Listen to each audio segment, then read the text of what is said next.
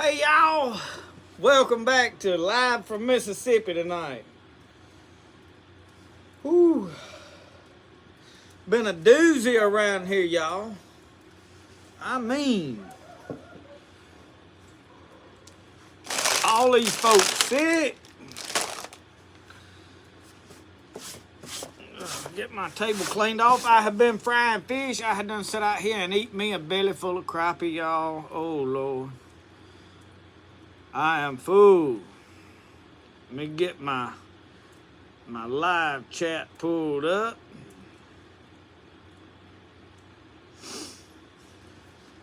So how y'all all is tonight? I have got some tea. Since everybody's sick, I'm trying to ward it off. I feel bad, but I ain't sick. I mean, I ain't claiming sick. I'm gonna beat this. So I took some tincture today, and then I've got goldenrod and rabbit tobacco and turkey tail mushroom in this pot, and that is what I am drinking. But Brody been running fever. He's been to the doctor. They got him on some antibiotics and I think Tamiflu or something. And Michelle's taking some medicine. Lissy was a little bit sick the other day, but get to calling around and half the neighborhood's sick. I mean, they may have to cancel Christmas. This bunch here, they done got so sick that they done banned them from the Christmas gathering tomorrow night or whenever. I think it's tomorrow night. So anyway, I ain't gonna get it. We woke up this morning and the elf was in there, had the bottle of NyQuil or no, the children's Tylenol and the Tony Satchery's syringe. He's fixing to dose somebody up. John, I ain't gonna get it. I told him I didn't want it. I wasn't gonna have it. I refused to be sick. So I went and stayed gone all day. I put the canoe in the river, caught me some crappie. They didn't bite good. Well, they bit good. They didn't. I caught a bunch of little ones. I bet I caught 50, but I throwed probably 30 of them or 40 back. I didn't keep but about 10 or 12 fish. I kept probably 4 brim. You all know I don't keep a lot of brim. And they were blue brim, but they were smaller. Everything I caught was smaller. So I was scouting out some different places that I hadn't fished much. Now, I did find where I wanted to deer hunt, and had I not had this live and needed to cook, I had to cook for Lissy, and so I fried fish and fried squirrels, and I would have stayed till dark and hunted out there, but I had done walked around all in there, me and Roscoe, and I found, I know, 5 or 6 scrapes all out in the place, and it's a place that I normally canoe out into and paddle around, so I've hunted it some before. But now it's dried up. You got to walk out there. But anyway, they all in there sick. And I told him, I said, about like old Mel Tillis told about the rabbits. You know, he said, old Foot and Foot. He said, old Foot got a hold of a bad carrot. Said, Foot sick. Well, that's what this bunch in there, they sick. So anyway, y'all ever heard the story about the 3 rabbits? Y'all got to listen to Mel. You know, Mel Tillis stutters, so he has to sing part of it, but he gets talking about them 3 rabbits. He said that's what caused him to start stuttering. Old Mel Tillis, so y'all know how he got money to get to Nashville? He said when he got ready to go to Nashville, they was all kind of telling how they gathered up the money to go, and he said, well, he stuttered bad, and I had to imitate him. He said, I sold Bibles. And they said, Bibles? He said, well, how long did you sell them? He said, oh, 1 day. Really? He said, you made enough money to get to Nashville? He said, well, how many did you sell? He said, 387. He said, 387 Bibles. He said, 1 day. He said, how'd you manage that? He said, I knock on the door and say, hi, y'all. I'm selling Bibles. you want to buy one, or you want me to read it to you? So I think everybody chose to buy one. Yep. So I don't want no sick. I'm warding it off, but I'll be honest with you. I sat in that canoe all day and my back's hurting now, and I don't know if it's from the cold or whatever, or if it's from sitting in that canoe all day. Me and Roscoe, we tried hard to catch some fish. We caught a few. I just wanted to play in my canoe, film. I hadn't had that canoe in the water, and there ain't enough water to hunt in it. I jumped one big buck up on the side of the bank, and that's because I was fumbling around with a fishing pole. He got up and took off running, and I didn't even see him. I seen his flag when he cut out, and I just got a glimpse of him. But since my muzzle loader's out of commission, I just ain't been mad at deer. Maybe after Christmas, I can get serious about some deer hunting and see if I can kill me one or two. Another thing, you can't kill a doe down there, or you're not supposed to. We'll put it that way. I get hungry. We may have to just pay a ticket. No, I better not do that. I get in trouble. But anyway, I've got everything squared away. I thought I had my buggy kosher, but I was driving today, and man, that thing get to doing like this on the road. I think I must have to replace them ball joints or something in there.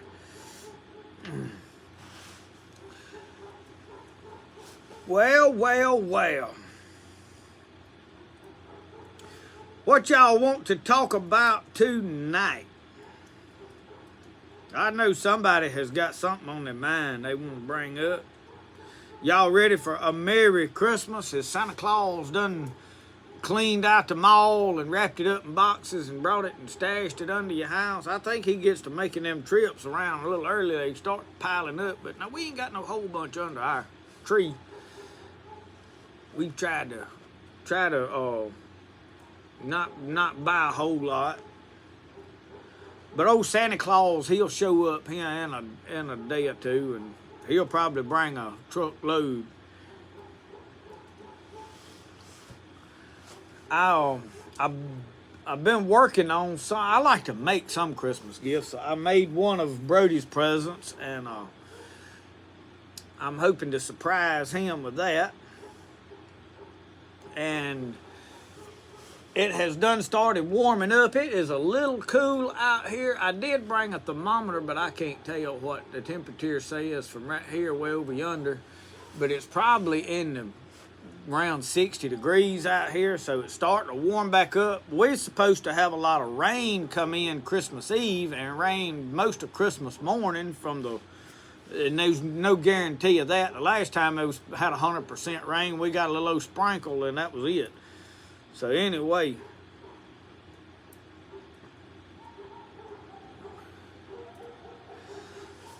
I enjoy Christmas. I have got together what I was going to cook for Christmas Eve. We do Christmas Eve here, so I was going to cook here. We don't do no presents or nothing. We just gather up and cook and eat here. But if everybody's sick, we may have to cancel it and do, well, I'll probably cook and then we'll eat at the cabin or something. But I'm going to do one of them small briskets that I got, and I'm probably going to do a pork loin. We went to the Tombigbee River several years ago and put a roof on one of them camp houses over there. And the fellow that owned the camp house come over there, and he let us stay in the camp house while we roofed it for about 3 or 4 days. And he cooked and fed us and everything else. And he butterflied a whole pork loin, wrapped it up in tinfoil, filled that thing full of cream cheese, and then put them diced jalapenos all in there and wrapped it in bacon. Oh, man. And I said, I hadn't cooked one of them in quite a while. That is what I am going to cook for Christmas. Because once you do that, it's you can cut it, and somebody don't like the jalapenos and stuff, they can scoop that out. And I'll probably do the jalapenos like halfway down one end, so that, if somebody don't like jalapenos, they can cut off the other end. That's kind of a smart way to do that. But anyway, that's what I'm going to cook, and then we'll have brisket, and I had wanted to fry deer meat, but I can't kill a deer. And I can't kill a deer because I ain't been in the woods. I get that fishing pole gets to worrying me. If I get in the water, the only way I'm gonna be able to deer hunt is if I leave that fishing pole at the house. And it's hard for me to head to the swamp and not carry that fishing pole. It's a constant battle with me. Cause I'd rather fish than I had hunt every day. But I need some deer meat. I'm gonna go into next summer and not have no deer meat put up. But that'll be all right. They sell cows every day. No, underground, we ain't got none of that gumbo left. I cleaned that thing up. That was some of the finest gumbo. I got so scolded about them okra. And I like okra, but I just didn't have no okra thawed out, and I forgot about thawing it out. And I said, well, I don't like to throw froze stuff in a pot, and it would have cooked in there probably, but it would have slowed stuff down. And I just omitted it and rolled with it, you know. And boy, folks didn't like that. If you cook one of them Cajun dishes and it ain't just like they like it, they'll throw you a fit. Oh, Lord. Anyway, we eat every bite of it, though. None of that got wasted. I cleaned it up, I think, the next day, eat the rest of it. And so it was good.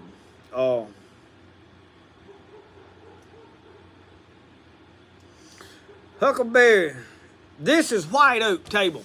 I've had this table for a number of years. It was originally built and put in my little shed down there where I used it for a work table and a hangout, and then it drifted from there up to the porch and become a pottery table, and then it's been moved around 2 or 3 different places, and now it's back here, and it's a good table. I need to take time to pull all the screws out and close these cracks up, but it's probably 1.5 inch thick slabs of white oak. It was cut. It was a huge tree that we had sawed up back, and actually that is what this cutting board is made out of. But this cutting board is very seasoned, but it is part of what was when we milled up this table, and that's been at least 10, 15, probably 15 years ago now, at least that long.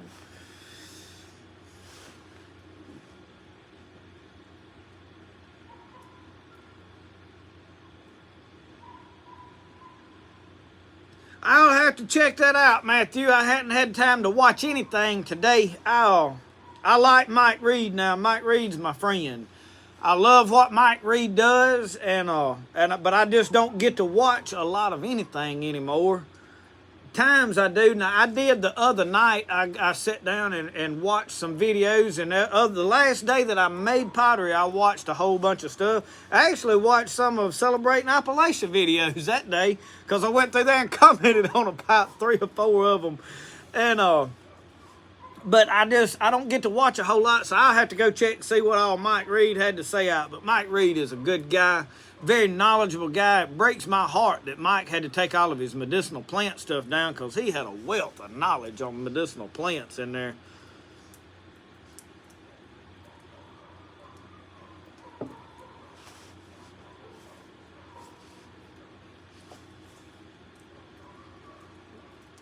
What is my favorite fish to eat? Grinnell.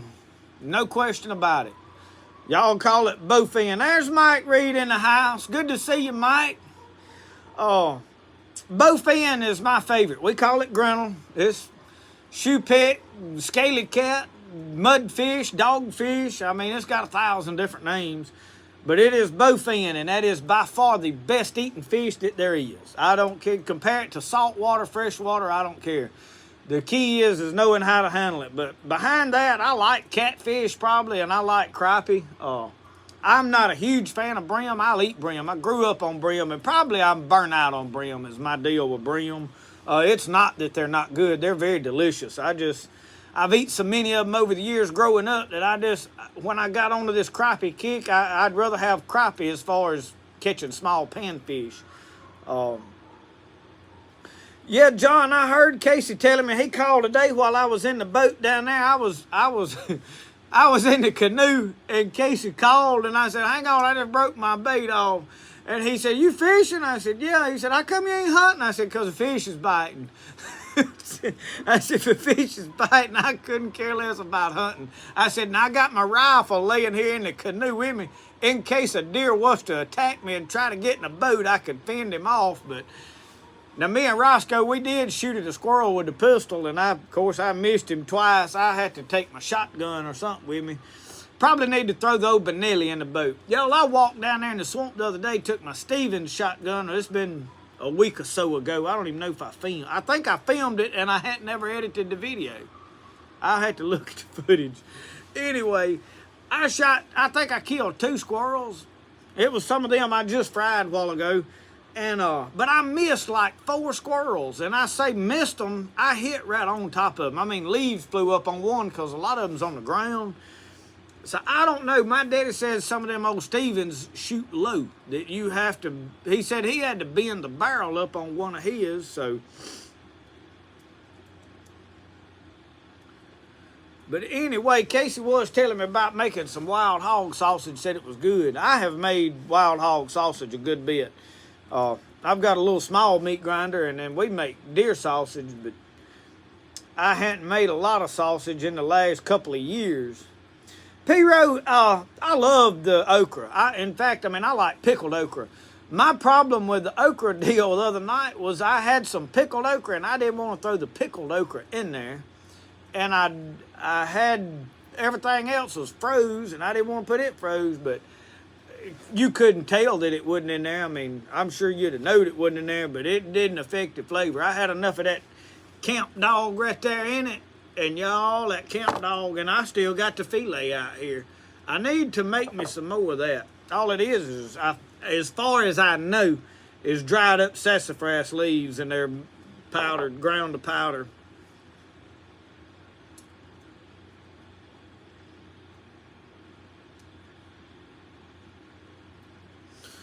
Wolf Doctor, make it without the okra. You won't go wrong. It'll be better with the okra, but I mean, you know, when you ain't got it, that's one of the things that I do. When I start cooking, I'll go in the refrigerator and open it up and say, what we got here? And I'll gather up whatever's there, and I'll go to cooking something. I very seldom look at a recipe. I just go to cooking. But you can kind of judge if you've cooked enough how much of something you need to add. You know about how much seasoning something needs by the volume of it's there, and a lot of stuff's similar. Of course, most of us men is going to use the same seasonings over and over and over, so I try not to break that stereotype. I use this camp dog, but now, if you want my honest opinion, I can't tell a lot of difference, personally, between Tony's and camp dog, and there's a couple like Slap Your Mamas. I've tried all of it, and it's all good. And I can't say like, well, I've used one of it and been like, oh, I can't eat that. It's all about the same to me. So,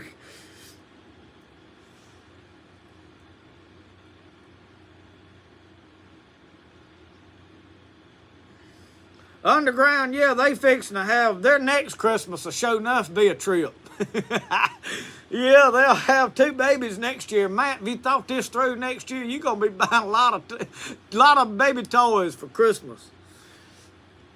They ain't nothing like it. The reason Brody is here is my daughter had done about got grown. We had moved in this house, and we were sitting here one night, and I was sitting under the lamp reading a book. My wife was sitting over there in her chair reading a book. It was quiet. Lissy was gone to youth service or something. And I said, it's just quiet. I mean, we in our early 30s. I was probably 34, 35 at the time. And I said, I miss the toys in the floor and the racket and the line. I mean, I'm not ready to, I like my peace and quiet. I really cherish my sitting down and reading a book. I mean, I like it, but I wasn't ready to do that for the next 40 years, you know what I mean?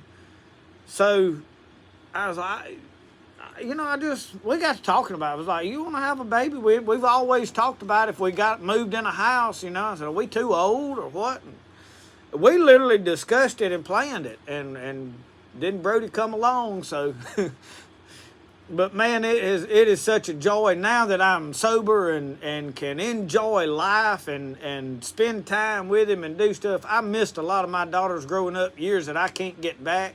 She sat out here and eat fish with me tonight, but she does her own thing. You know how teenagers are. Well, she's really not a teenager no more. She's technically grown. She's 19 and 18 or 19.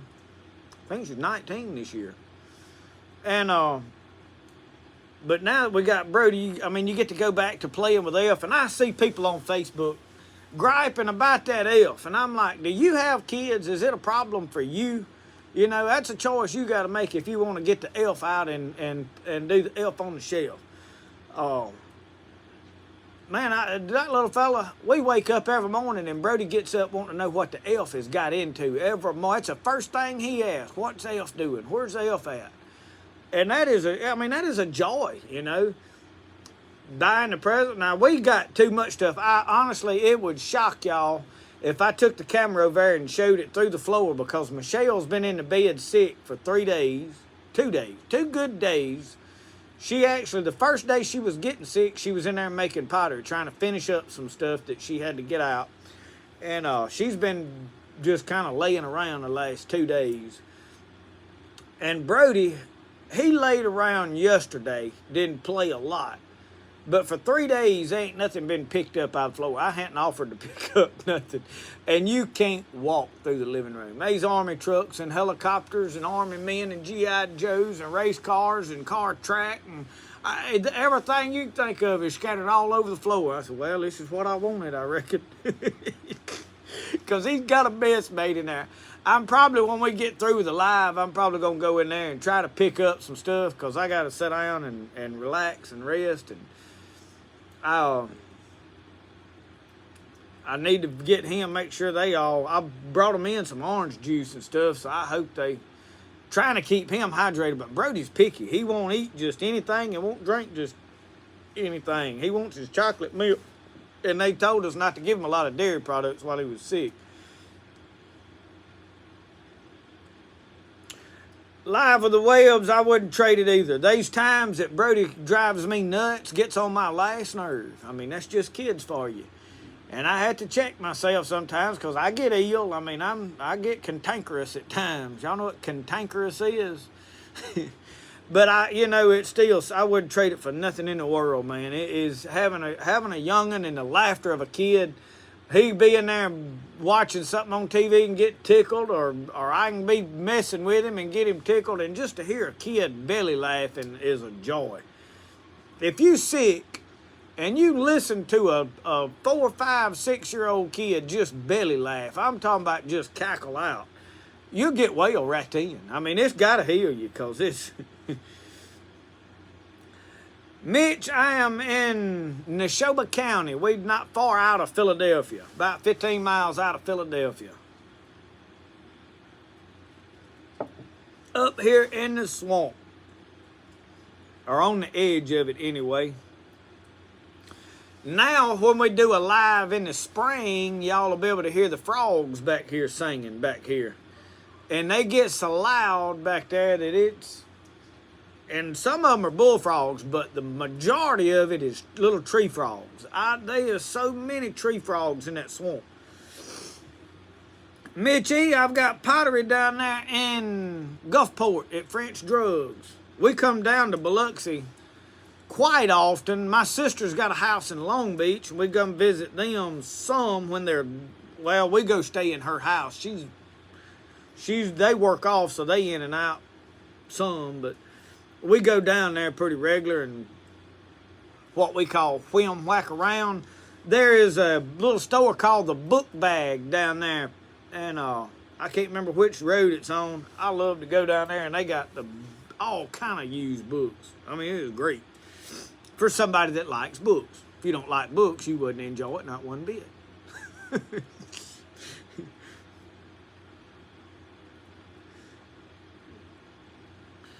Cindy, they gonna get better. We getting over it. It has hit. There's some of our neighbors that it's apparently worse on them than it is us. And I've I have got a touch of it, but it has not affected me like them. My back is hurting, and I don't know if that's my back was hurting. The reason I don't blame it sitting on the canoe is it was hurting a little before I ever went. And I don't, I figure it's this stuff trying to attack my body, but I don't get sick often. When I do get sick, it's tough when I do. But for the most part, like with COVID, I have yet to have COVID that got me down. These flus and stuff, and that is why I do not take the COVID vaccine or a flu vaccine. I took a flu vaccine and got so sick, and I mean, it ain't that, hey, I think they're trying to kill me with something. It's just that the way my body is, I don't want no vaccines in it because I have a good immune system, and I do not want to destroy that. So and I don't know why I do. I use a lot of these medicinal plants. I'm drinking tea like this goldenrod in this jar. I've been making tea out of it. This has got rabbit tobacco and turkey tail and goldenrod in it. I've got it warming on the fire over there.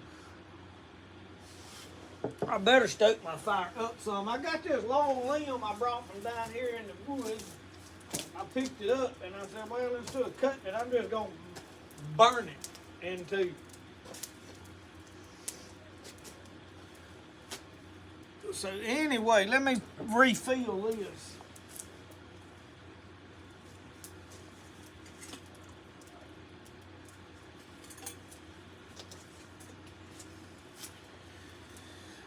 But now I think the tinctures, the alcohol tinctures probably work the best. And I'm gonna tell y'all something else. I've been taking the greenbrier root tincture that I made. That stuff I think works. It's, from what I researched on it, you have to take it every day for a period of time before it kicks in.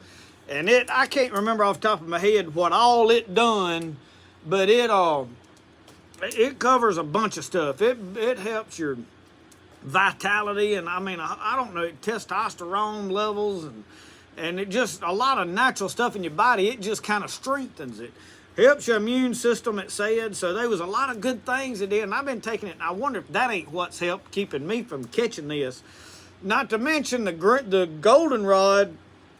Research on it, I mean, it's a diuretic and good for kidneys and all kind of stuff, allergies, but it builds your immune system by strengthening your membranes, like the membrane on your organs, the lining in your sinuses. It strengthens it up. Your actual skin, it strengthens it. It does a lot of building that up. So that's your first line of defense, when a virus lands on you or you breathe it in. If it don't soak through into your skin, your bloodstream right immediately, you have a better chance of fighting it off. So I think it helps. Cindy, I have not gotten any plywood yet. I plan on doing it, but now I don't think that's got anything to do with my back hurting right now. I think this is from this croup stuff trying to attack us. But I mean, it's not bad enough that it's been a problem today. Because like I said, I've sat in a canoe all day and fished and come in and cooked over here, and I've been eating fish. There's a pile of fish bones. Y'all look at this. Now, I scaled my fish today. Look at this pile of fish bones. I have worked them, I worked them crappie over. And I scaled them with my fishing knife. Because I didn't catch a lot of big ones. And if you try to fillet them average, medium-sized crappie, you just waste a lot of meat. And y'all, I'm going to tell you, I have got one of those scalers, that's the round thing, and you just scratch back and forth. If you take this thing right here on this fishing knife and lay it down like you're going to cut up them scales, they just fly off.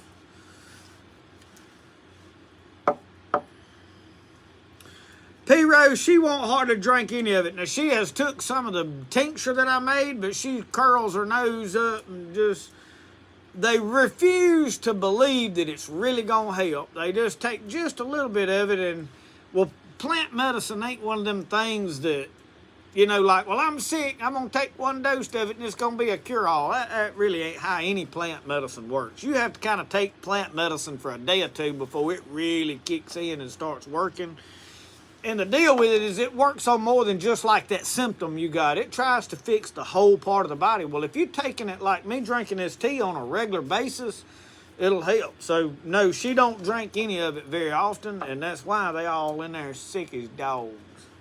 They like old Foot. He said, Foot sick. I listened to old Mel Tillis y'all a while ago. He was telling one. Let me tell y'all about the men. They was sitting over there at a park bench talking, and this little old frog hopped up there, and the old men, and they looked around. The frog hopped right up there to them, and one of them frogs said, if you'll kiss me, he said, I'll turn into a princess. And he said, it's cold. The man looked down, and he looked around to see if anybody was looking. The other old man, he looked around. They were mainly looking to make sure their wives were looking, I think. Said one of the old men said he scooped the old frog up, said he stuck him in his shirt pocket.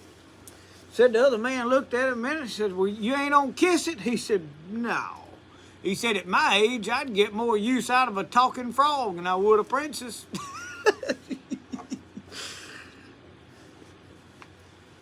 Yeah, said he'd get more use out of a talking frog than he would a princess.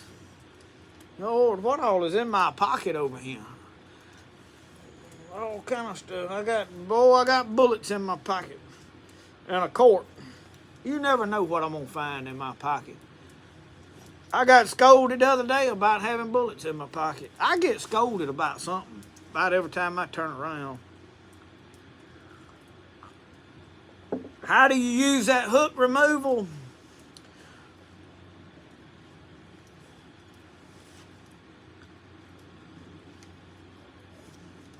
It's got a little fork deal on there. So what you do is you got to kind of put your finger on that bait and slide it down there, because when you poke that, you can't just, stick it in there and poke at the hook, or the whole thing the bait will start flipping over. You got to hold the string, pull the line up and poke it through, and it'll flop out the other way, and it'll pop it right out. So it took me a second to get the hang of how to do it, and then sometimes if they really swallow that bait good, I caught two today that, the ones that bit wanted it, and they swallowed it. And so I had a couple that I done some damage on trying to dig it out, but most of them will pop it out. With a crappie, I can about take my finger, because they got a bigger mouth, and stick it down in there and pop it out if I didn't have this. What I love this for is whenever I catch a brim. A brim has got a very small mouth. Well, if it hooks in him good and you can't just pop it out, if it goes a little further down, well, you'll destroy the plastic part of the bait trying to get it out. So this will save that.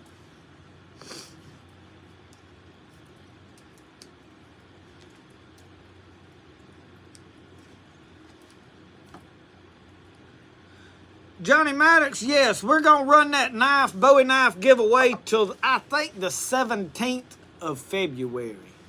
The reason I'm running it so long is we're trying to raise all the money we can for this family. I've got money coming in.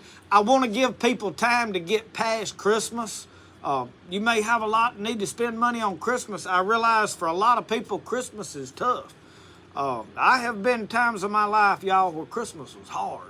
It took every dime, and we barely, had money to make it and buy presents and eat good. If it hadn't been going for eating with other family, we might not have had a big Christmas meal. So I get it, and we're going to run this later on, but they're doing a huge benefit thing. They're giving away guns. They're giving away, I don't know what all. There is a Facebook page dedicated to Sam Allen. I think I was tagged in it the other day. Spirit of the Outdoors was tagged in it. You can look on there, and I don't know what all they're giving away, but it is all the money will be going to help that family. And I talked to the grandparents yesterday, and the medical bills, y'all, are astounding. And insurance, there's a point where insurance decides they want to cut you off, apparently. Depending on what kind of coverage you've got, So, at some point, they're going to just like, hey, you running out of insurance, we're going to have to send you home. Well, that ain't good for a young man that's got serious problems. So, They need all the help they can get. They really do. And so it'll all be going for a good cause. But yeah, you got plenty of time. I think it's going to run to the 17th of February. So you got plenty of time to save up some money, buy chances. And if you've already bought chances and you want to buy some more chances later on, have at it. I'm writing, every time I get money, I'm writing it in a book and writing how much money was given. And that's the way I'm handling it.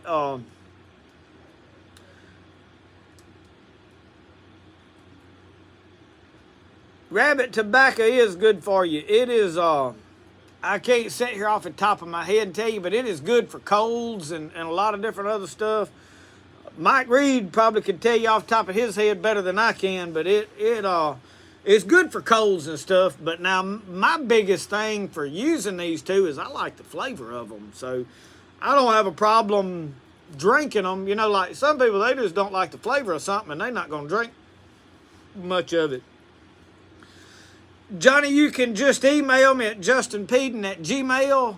And then what I've been doing is I've been doing PayPal. People are sending it to my PayPal. It's Spirit of the Outdoors PayPal.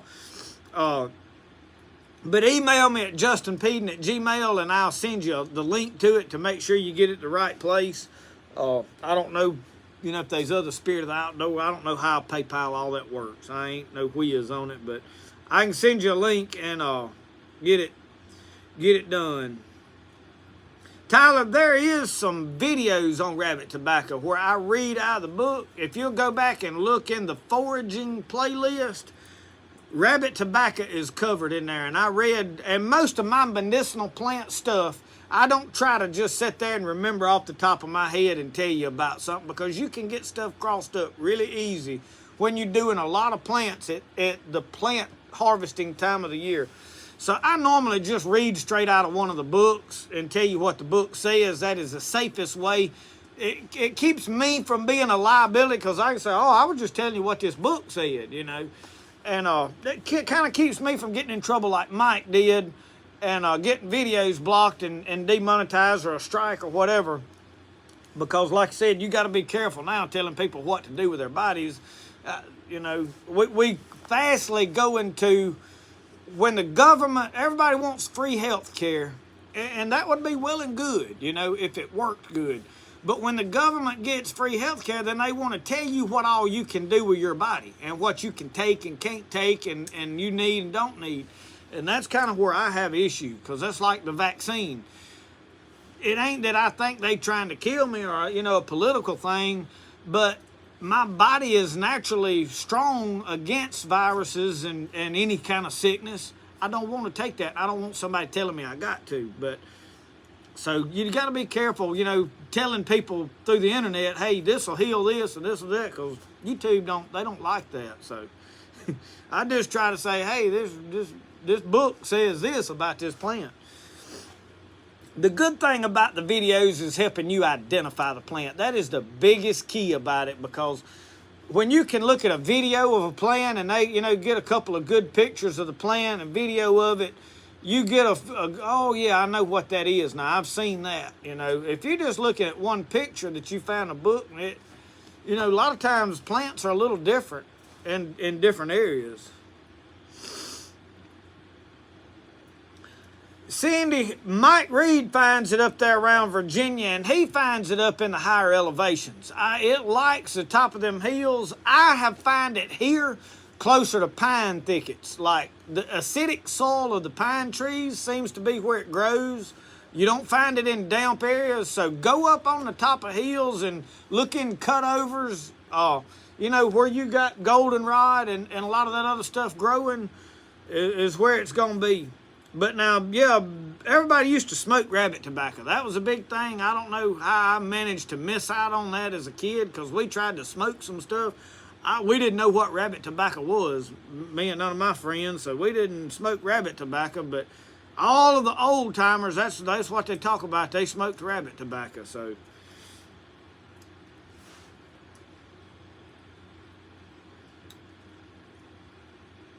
I have actually never smoked it either. They say you can smoke wild lettuce and get the effects out of it. I hadn't tried that. There's some people on YouTube that says that they smoke wild lettuce and it helps with the pains. I can't. I'm gonna be honest with you. I'm not for smoking anything. I smoked for a lot of years. I don't want to go back to smoking nothing. I get to choking over there trying to put wood on the fire. Last thing I want to do is smoke something.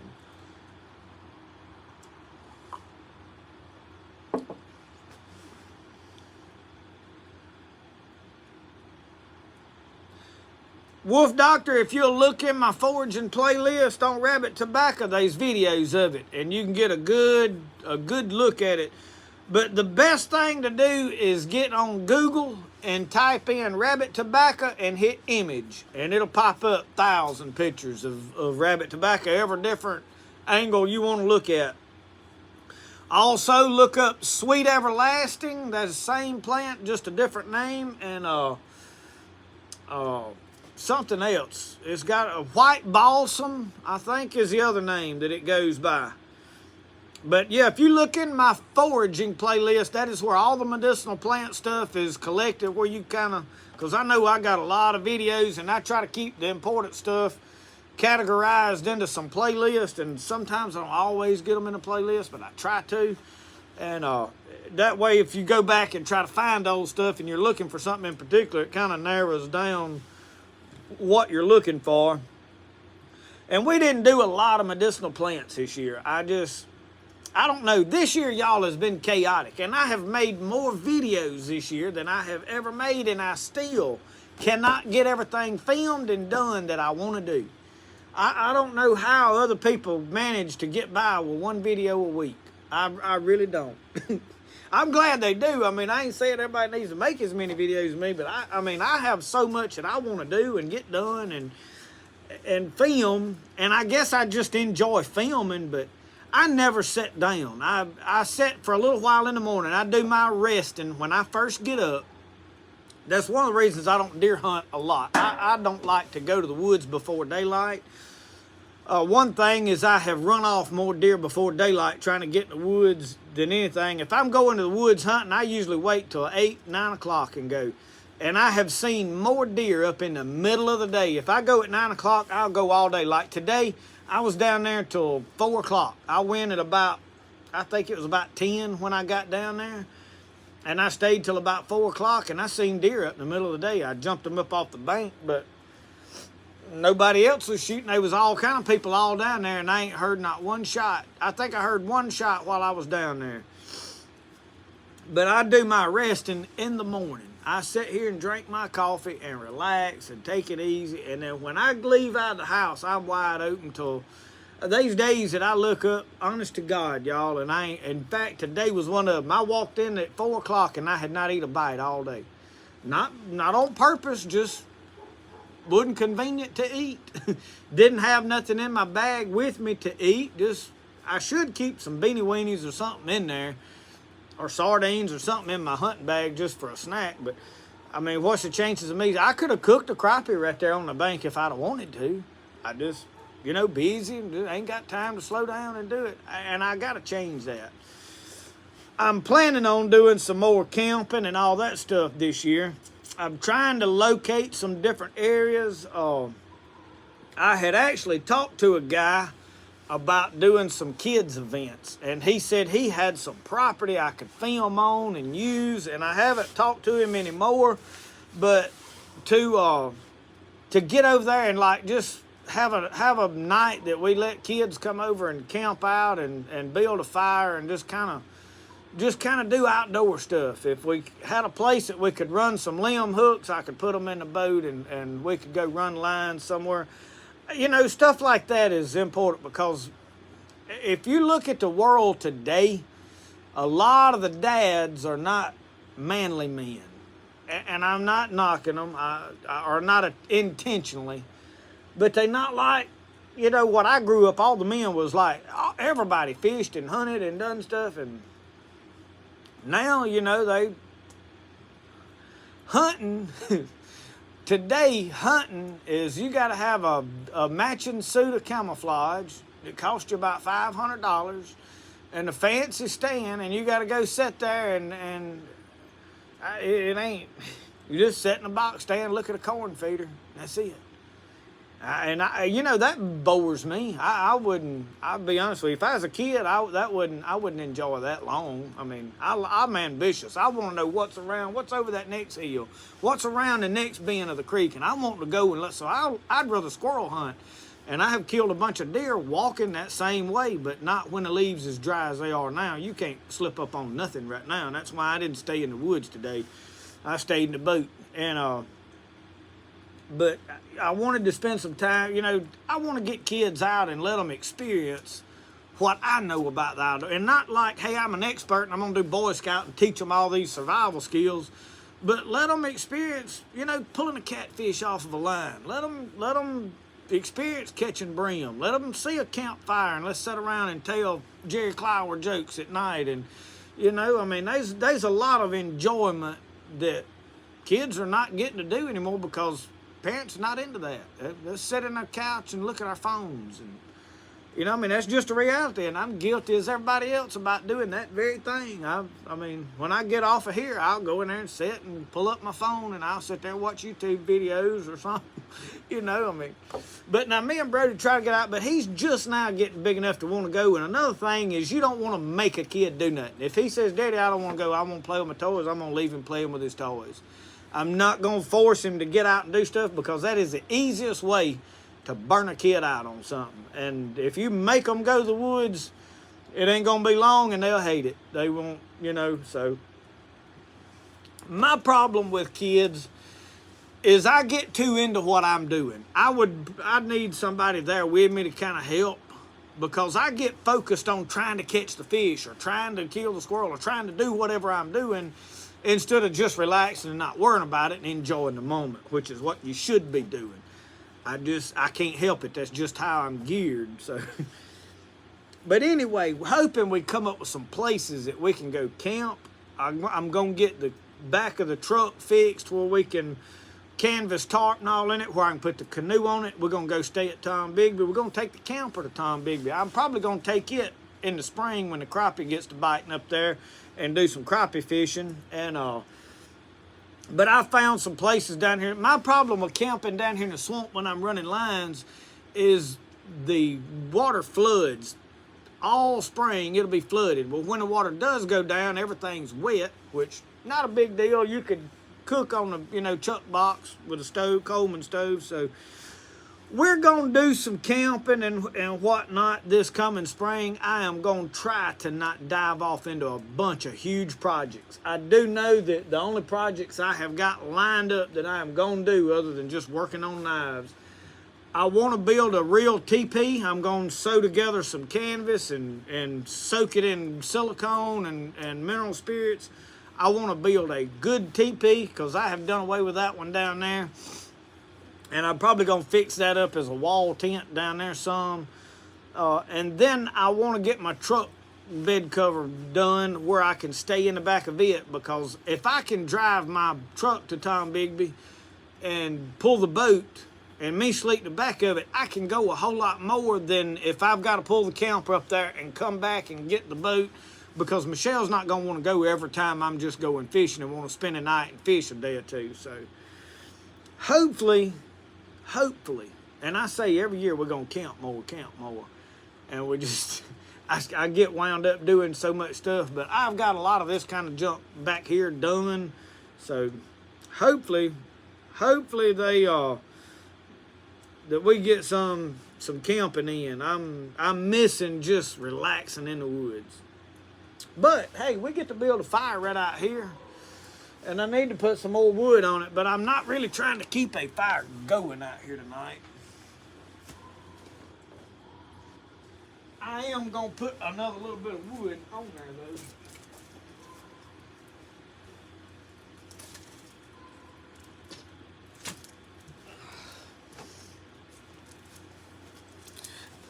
Oh, Larry, we done decided you was mad at us.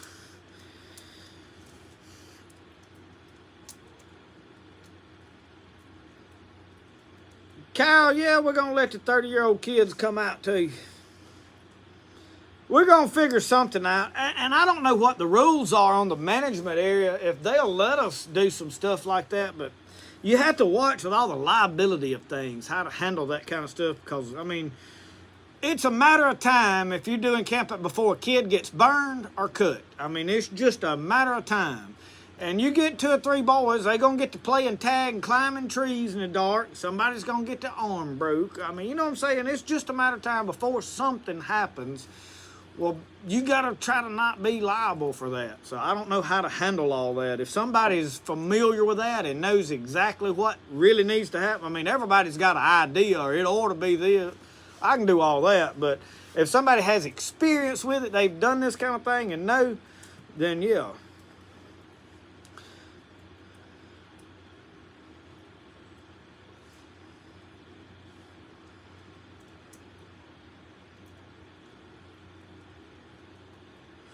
Tommy, you ain't been to Walmart, have you?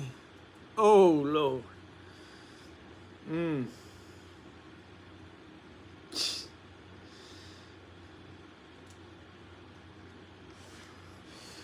Underground, I did remember that, but I had forgot about you telling me about a place down on Tom Bigby. Whereabouts are you down to Tom Bigby? You're way on down, aren't you? Because I have got a friend of mine down there I talk to pretty regular around Fulton, Mississippi, Mr. Jack Jarman. And he's an older gentleman, and I need to go see him at some point. So yeah, I need to get in my truck and drive it down there to Tom Bigby, and we'll go put one of them boats in there and do some fishing on Tom Bigby. I love Tom Bigby River. We've got a good lake right here out of Meridian. It's called Oak Tibby. A lot of you around here locally know it. And it's a muddy water lake. The wind's always whooping. And I catch fish there. But everybody just rides around trolling until they run over some fish and catch them. And then when they find them, they'll turn around and they'll just ride round and round and round till they run over enough to catch them. And I just don't like to fish that way. I am not against it. And a lot of people think, well, when you don't like something, you're against it. That's like live scope. I'm not against you using live scope. That just ain't what I want to do. I want to take a pole. I like to fish with one pole. I like to throw it and reel it and feel that. I mean, if I jig fish like with a long pole and I'm just holding it and feeling it, I like to fish with one pole, because if I get 2 or 3 laid around, I'm going to have me a tangled up mess in a minute. I just know how it works for me. If you like to lay them poles out and kick back and relax and look at live scope and ride around, do it. I ain't telling you you shouldn't. Have at it. That's the beauty of this, is everybody can do what they like, you know. But I had rather go to Tom Bigby because you can get out of the wind. One of my things is my trolling motor really ain't big enough on my boat. I need to get a bigger one, but that requires this. But I got a decent boat for it. Mary, I've run out of time. Every time I turn around, it's like, man, it's like now it's already Christmas. I had so much I wanted to do this fall. You realize I never got traps out, boiled traps, and put out any traps, which I really didn't have anything I needed to trap this year. So the coyotes need to be thinned out, but Macintosh, I'll have to pull that up and see where that's at. I think I looked at it one time before. Is it down like close to Fulton, somewhere down that way, or not quite that far south?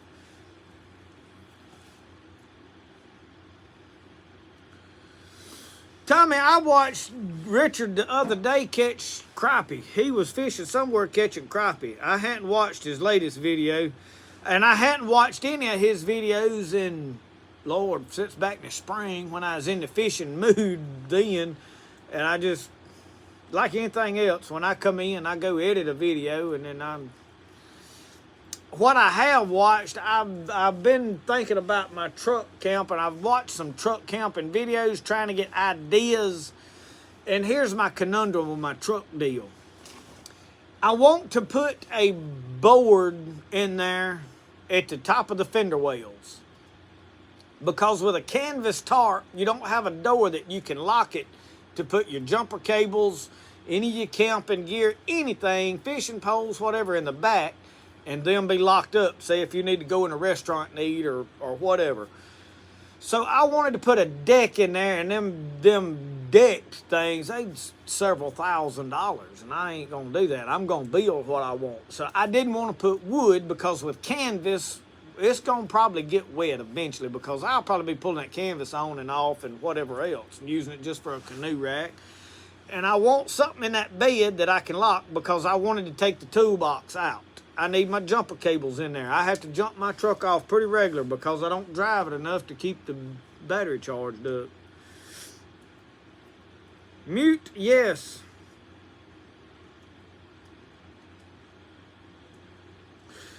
Jim Cooley, them knives, I actually found that one. I'd never seen one before, and they was having an estate sale, and I was going through this man's old barn. They had done picked it over and got all the good stuff. And I looked hanging on a nail back there, and it was in rough shape, so I think nobody got it. I was like, that is an interesting thing. So I picked it up and was toting around. I said, how much is this? She said, oh, 50 cents. I was like, I want that. They're about $25 on eBay on an average. You can sometimes find them a little cheaper. There is another one that is a Boy Scout, I think, knife, and it's got a fork, a spoon, and one knife blade, and it's wide. I'm probably going to order me one of them, too, just to see how I like it. But man, it's so handy to have when you decide you want to eat something, or, you know, a spoon to measure your coffee or whatever. I like it. But now, it ain't my one tool option. If I got to tote one knife, it's going to either be a trapper or this fishing knife. But now, how often are you going to catch me with just one knife? Right now, I have got 3 blades. I got my Jonah on my side. I've got a trapper in this pocket with a lighter. And then I got string and the fishing knife and all that in this other one.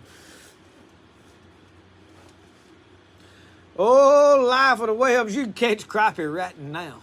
In fact, this is my favorite time to catch them, because you can take that jig and you can just throw it out there on top of that hole. And them holes, it's deeper, they'll be up, like today it's warmed up something, it's up, 50-something, 60 degrees. And them crappie will be about 2 foot down under the water. And you let that jig hit and just start reeling it real slow. I use a 1/16 ounce lead jig head, and then I like a natural color jig. Now, if it's overcast, like TK and Mike says, if it's nice and overcast, use the bright colors, but I like natural colors, and I catch them on natural colors when it's overcast. And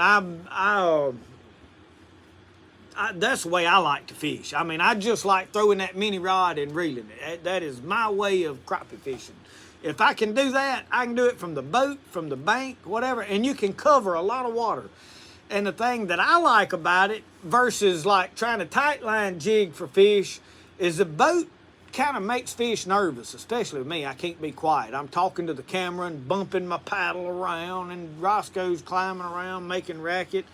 So your fish kind of runs away from the boat. Well, if I'm casting over here, 20 yards from me, well, that ain't a problem. Them fish over there ain't too bad nervous. And you can catch fish over there when you can't catch them right there around the boat. So think about it. I'm wanting to go try a couple of different lakes. Like I said, with Oak Tibby, it's just a big, wide, open, muddy water lake, and I just don't really like it. I'd rather go get in the rivers. And I know when we were up there roofing that cabin at Tom Bigby, we was at Aliceville's where we was at. And I was talking to the neighbor that had a cabin next to the one we was roofing. And he said, I was up here Christmas. He said, about 2 years ago, me and my wife, we was in the hot tub back here on the deck, just sitting out here relaxing. He said it was cold. He said, we got in the hot tub, was just sitting out here having a tidy. And he said there was a man parked in a boat right out there, and he said he was pulling up big slab crappie just fast as he could put a hook in the water. He said he was in 4 foot of water. So he was up in one of them bayous or sloughs or whatever, backwaters that comes off the river that all the cabins are on, and he was out there just wearing them out shallow water on. He said it was the week of Christmas. So you can catch them by any time.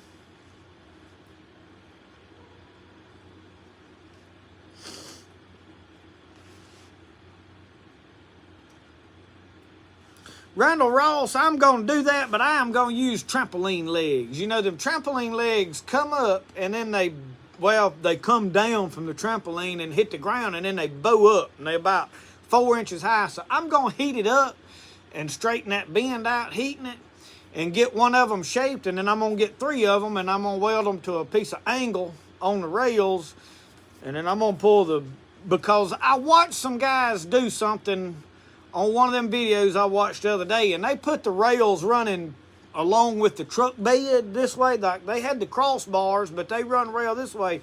Well, that canvas swagged in the middle, and when it rained, it'll hold water. So you want ribs going across, and you don't want no ribs running along, not up high. You can drop them down because that water needs to be able to run off between them ribs. So if you start building it out of PVC, think about that.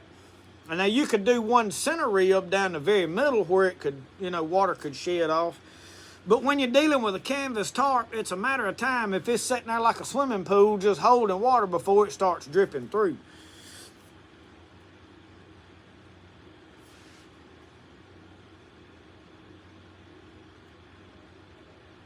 Mm-hmm.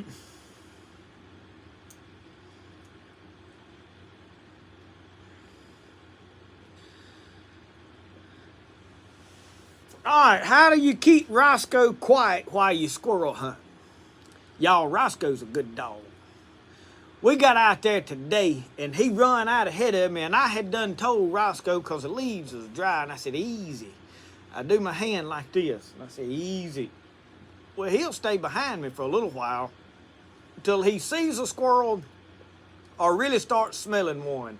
And then he gets to bouncing all 4 feet and hopping around.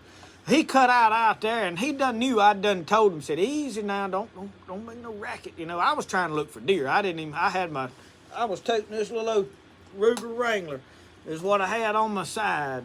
That was the only thing I had to shoot at a squirrel. I mean, I wasn't there prepared to squirrel hunt. I was scouting deer and fishing and deer hunting. So I'm looking for deer, and I didn't care if he treed a squirrel, let him play. So he run out there and never said a word when he got to the tree. He propped up on that tree and looked at it and looked at me. Look up at it, look at me. Look up, look at me. And I knew he had a squirrel, so you can hunt posted land with old Roscoe. But now that's just because he's 6 years old and we've spent a lot of time together. I mean, me and Roscoe's, we more than just, owner and pet. We buddies. And we kind of think alike. And he got running off. We got over there one place that I really thought there might have been a deer, kind of bedded up on this knoll. I've seen deer there before when I could paddle in there, but today everything was dry. You'll see in the video, I filmed it. And I was thinking there might be a deer over in there laid up in that thicket. And, well, Roscoe got excited, seen a squirrel run out there, and I was hollering at him, and he couldn't hear me because of the leaves. They was so loud. Them dry leaves, y'all, is bad right now. You can't sneak nowhere, so. I just tell him to easy. That's the word I use. I say, easy, easy, easy. And he'll slow down and he'll kind of tiptoe. How many of y'all got a dog that'll do that? He ain't the best treeing dog, but he is the best minding dog. If I scold him, he'll get down, drop his head down, and get over there, and he'll get behind me, and he'll walk right along behind me. And then if I say, where's he at? Go get him, boy, and he'll cut out.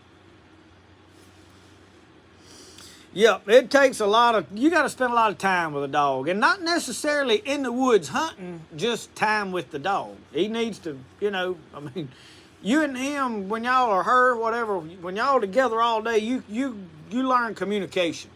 I mean, that's like, I can say buggy or ride or eat. Man, they certain word, ball, you say ball, and man, he's bouncing around. He knows what all those things are. And a dog understands more than people give them credit for. And they got more sense than a lot of people I know. Somebody knew that was coming, didn't you?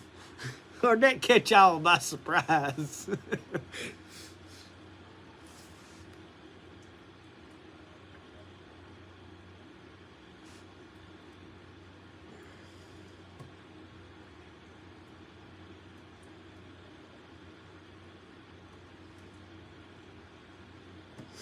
Yeah, Johnny, I've got an old trampoline that tore up, and I was going to make a greenhouse out of it, and I got to looking at them legs, and I was like, that's what I need, because they're not far from the right size.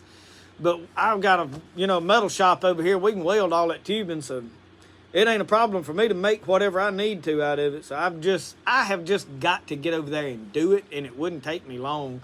My next problem is coming up with the right tarp. I've got a big green tarp that my dad-in-law gave me. I think it may have some holes in it, or either it leaked or whatever, I don't know, but now I can treat it. I think I can treat it with silicone. If you mix up the silicone and the mineral spirits, you dip that sheet. We dipped that bed sheet. I believe I could spray it. We've got one of those guns with a siphon hose on it. It is not a paint gun. It is an air blower with a siphon hose, and it is... Daddy brought it home from offshore on the oil rig when he come home. And you can spray about whatever that's a liquid through it. I mean, you can spray oil through it. He has coated our cabin over there when he sealed it with Thompson's water seal stuff. He sprayed that on there. And you could probably use a pump-up pesticide sprayer, like a garden sprayer, and spray that mixture on that tarp, and it would soak in there and seal that tarp just as well as dipping it. Probably more better if you hung it up on the clothesline where you could pattern back and forth and coat it real good. So we may video doing some of that.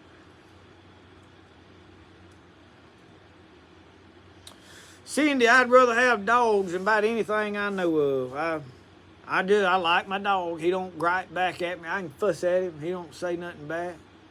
That's worth a lot right there. I can fuss at my young'uns or my wife, and they'll start hollering back at me. Boy, get out of hand sometimes. I go on down to my shed and say, well, I lost that one. Uncle Sasquatch said he was going to be here. I ain't thought about Uncle Sasquatch ain't here. I did see Uncle Sasquatch, didn't I? Didn't I see him when we first started? He liable to be sitting there watching, not saying nothing now. But I know I put a picture on Facebook, and he commented on it about his dog, favorite dog. He loves old Roscoe now.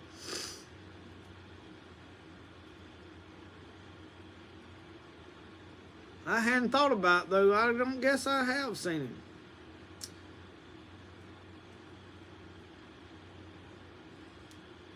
Pensacola,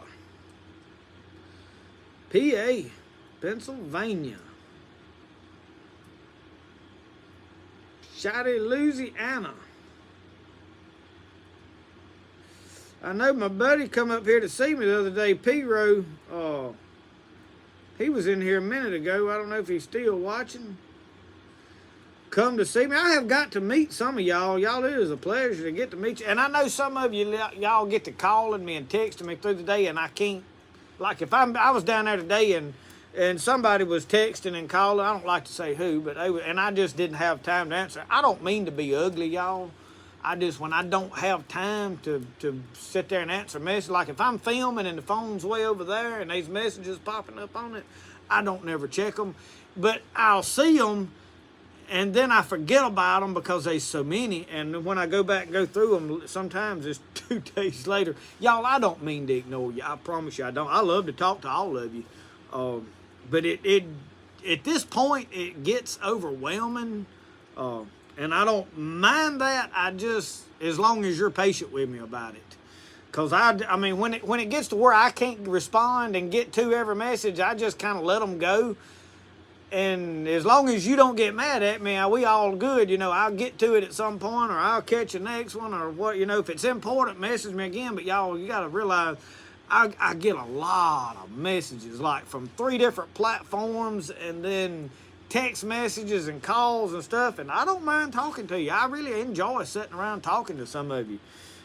But be patient with me. If I don't answer or don't respond right back, don't get mad at me, y'all. I don't mean it intentional. It just, you can only do so much. I mean, and if it gets to the point that it's overwhelming and the fun is sucked out, you watch a lot of these YouTubers that they just kind of quit doing it. Well, there's not a lot of money in this, y'all. Nobody's doing it for the money. Now, once you get really, really big and you can kind of do it for the money, then okay. But if you're having to work like I am, we make pottery for a living. That's what pays our bills. I do this just because I enjoy doing it. That's why I make a video every day. I mean, I like it. I enjoy editing them. I enjoy putting out content and filming everything I do. I mean, I just turn the camera on when I'm doing whatever I'm doing. And I enjoy it. So if it ever gets to the place that you're not enjoying it no more, that's what how a lot of people gets burned out. And we've been at this, I guess, going on about 5 years now. So, and it is growing. Is it as big as some? I've seen some channels grow like crazy right off the bat. I think what has kept this one from growing is any faster than it is, which it is growing well. I am not complaining. But, you know, you see a lot of channels that in 2 years, they've took off to 200,000 subscribers. But it's because I do so much different stuff, the algorithm struggles to put me in a category. I mean, I'm hunting one day, fishing one day, trapping one day, gardening one day, doing medicinal plants one day, sitting there talking about life one day, preaching one day, and that preaching puts a big chalk in their algorithm wheel. A lot of people would like to say it don't, but it does. If you start preaching, you're going to struggle to get views unless they can pull you off to the side over here and kind of categorize you with all the people that like that kind of stuff. And then you can gather all them up as long as you don't bother all the other people over here that don't like it. You know, that's kind of the way they look at it. So they're really not happy with me preaching like I do, where everybody gets to see it occasionally. So I don't know, but I like doing it this way because there's people that don't normally watch preaching videos that find my preaching and be like, there's something different about this. And that's what my deal is. Melinda from California, the California.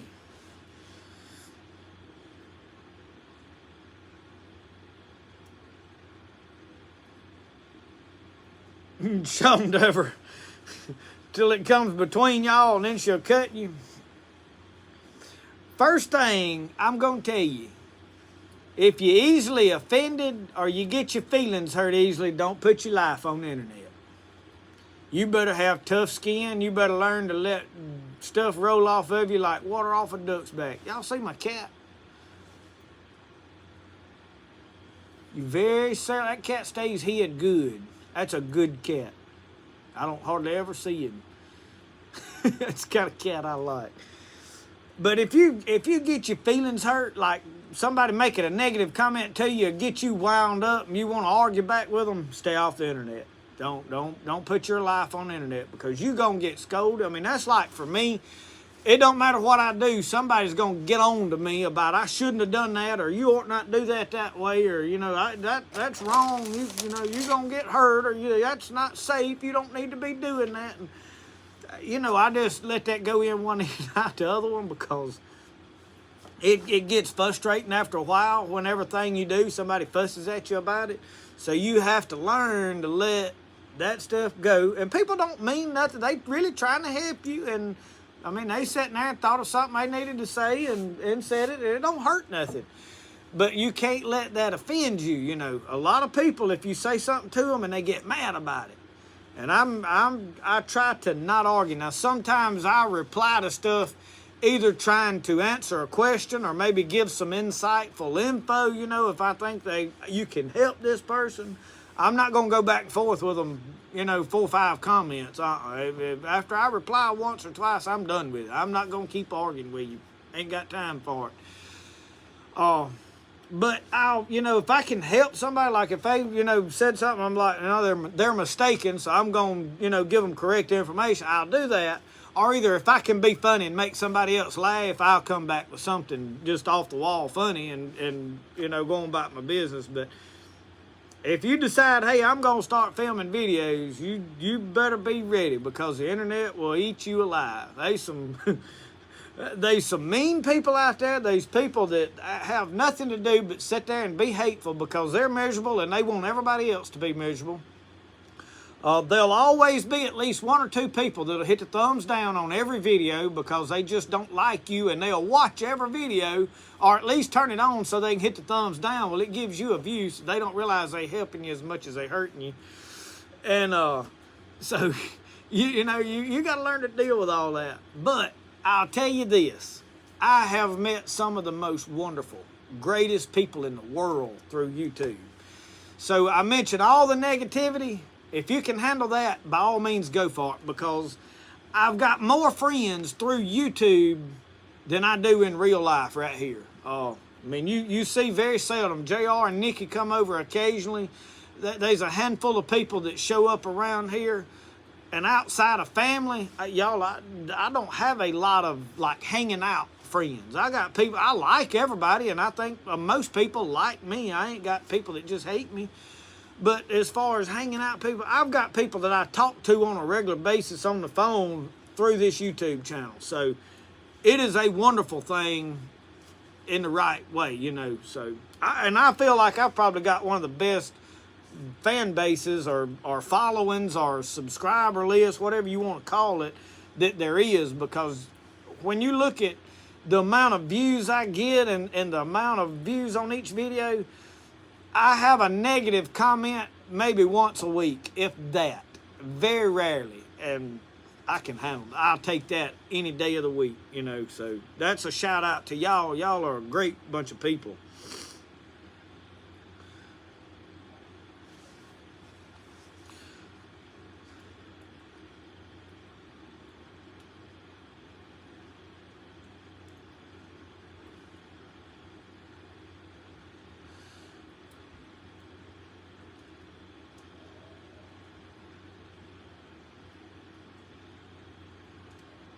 I'm glad y'all enjoyed just in time.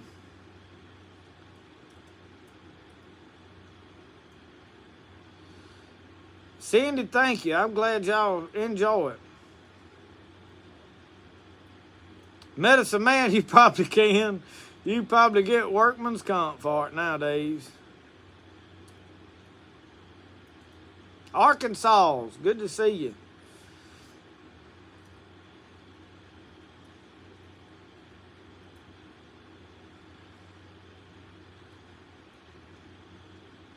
Yeah, Sean, a lot of people don't realize that. I worked at a place and they called it constructive criticism, but growing up, I thought my daddy was being aggravating, but I'd be doing something and he'd say, "Oh, that ain't never gonna work," and shake his head and walk off.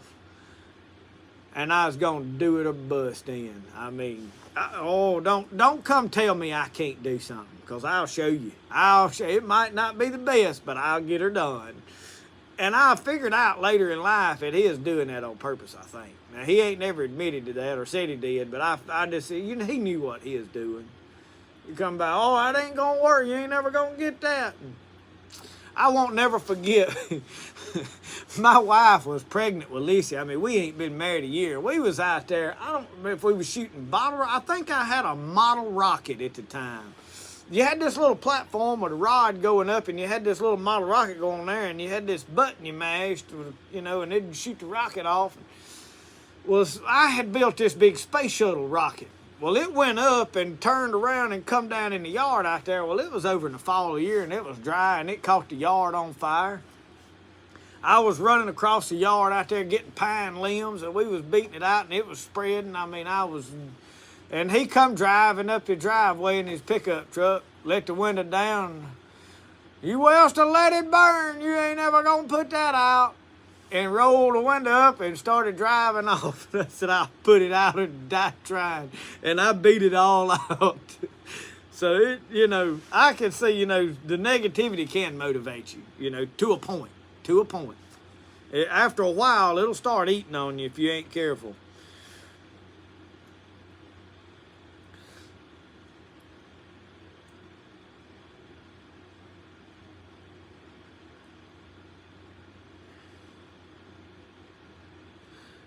Underground, I'll try to get down that way this spring sometime. Like I said, if I can get to where... My biggest problem is when I've got time off and ain't working nonstop, then I'm broke and can't afford gas to go nowhere. So that's the big problem. But I'm hoping this year things is a little different, a little better, and now I can. One thing, I'll make a knife and sell it for gas money if I need to, and get off and go do some fishing trips. I want to get out and explore and do some other stuff because I love this swamp back here. But like right now, deer hunting, it is overrun. I went down there today and there was vehicles everywhere. I mean, for me, what I was doing, I know how to get to places where there ain't people, so it ain't a deal breaker. But without that buggy, I couldn't get down there and do anything. But I want to find some places that I can pull up in my truck and camp on my truck and fish, put my canoe in, or either pull a boat there and sleep in the back of my truck. That just seems like a lot of fun to me, and be able to take Brody to do some of that kind of stuff. So I would like to come down there and sometimes hang out with y'all. I'd love to meet any of y'all that's got a place to come and hang out and do stuff. Me and Michelle had said before everybody got sick that as soon as Christmas was over, or either this week before Christmas, we were going to get in the truck after we got through with our pottery and go ride up to like somewhere around into the edge of the Smoky Mountains, or, just ride. I don't do Pigeon Forge. I don't care nothing about Gatlinburg. Now, I do like Craftsman's Road back of Gatlinburg, but I don't like the tourist stuff. My daughter, she got mad. I want to go to Dollywood. I'm like, we go to Dollywood every year. I don't care nothing about it. I've walked around Dollywood. I've seen it 200,000 times. Now, I've probably been there 6 or 7 times in my life, but it's the same every time. And I enjoy riding them roller coasters, especially the newer ones that's smooth. But I like to ride and like, hey, there's a thrift store. And hey, there's an antique shop. That's the kind of stuff I like to see. And I stop and do that and ride and look. I just like, hey, I look out over there. And I ride and look at people's gardens and old tractors and old trucks. And I mean, that's what I'm looking for when I'm going down 2-lane roads. Now, if we get on a 4-lane where you can't see nothing, then I'm driving 100. I don't like that. I like to get on 2-lane roads and just ease around and sightsee. In the spring, my favorite thing to do is to ride around and keep up with everybody else's garden. You're like, well, they already got their tomatoes up. It's tall. Mine ain't but like that. Reckon what they, I mean, how many of y'all do that? Do y'all ride around and look at other people's gardens and go, man, I wonder how their tomatoes is doing. Oh, looks like their collards is way up. Mine ain't doing but this. Or, this year now I can say, oh, man, mine looks like this. Theirs ain't doing that good.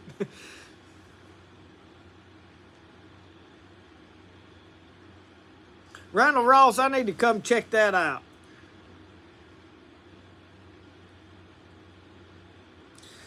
Gail, her name is Alyceria. We call her Lissy. My grandma, God rest her soul, she's been gone a lot of years now. But my sister's name was Keela. And my mama would always call her Keeler. She put an ER on everything except my brother's wife's name is Dory, and she called her Dora. So she changed everybody's name up. So I said, I'm going to call my daughter, instead of Alyceria, I'm going to call her Alyceria. And I spelled it Aliseria. And y'all, I come up with that name when I was in high school. And when we got married and my wife said she was pregnant, we found out it was a girl, I was like, well, what do you think about Alyceria? So I've always wanted to name my daughter this. She was like, oh, I like that. That's a pretty name. So we agreed on it. But it's Alyceria. And when they call it out at school, they go, Aliceria. Oh, Lord, I think that's what they said at the graduation at EC this past year.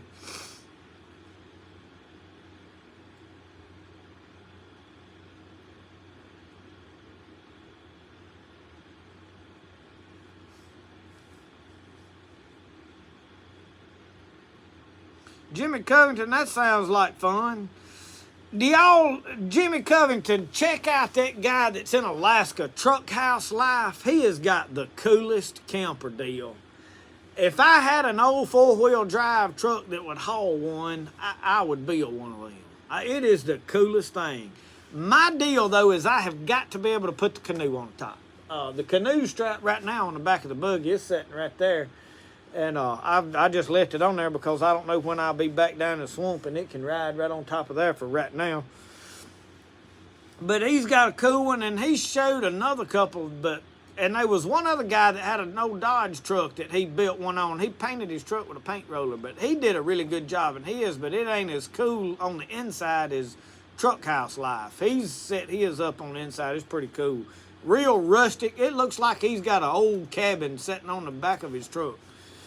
Y'all may have seen that, but that's pretty cool, to take off, especially for filming. That's the reason I built this back here. When you're filming videos, things need to look cool. People want to watch it if everything looks unique and cool. I mean, if it looks like what everybody else has got, well, it ain't really that interesting. That's just the reality of it.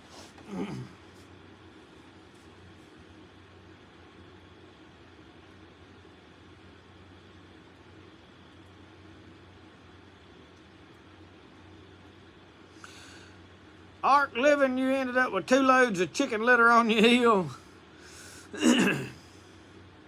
I tell y'all this, that chicken litter is by far better than that commercial fertilizer.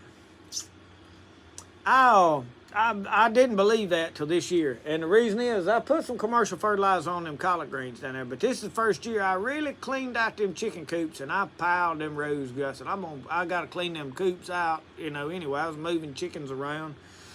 And I've seen the result. This is the best year of fall crop I have ever seen. So next year, the tomatoes are going to be on fire.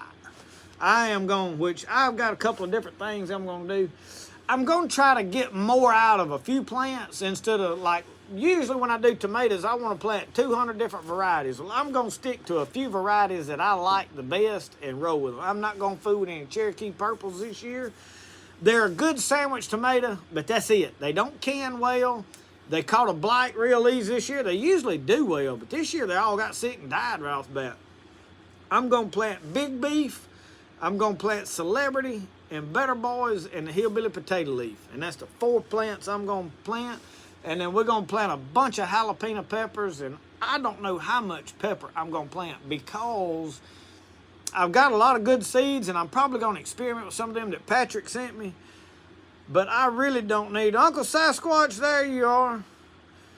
Oh, I'm going to plant cayenne and jalapeno and banana, and that's going to be about it, and bell peppers. And that's really all I need because that is what we eat the most of. And focus on growing more of that because the bell peppers we put up and use them like in these gumbos and cooking all this stuff.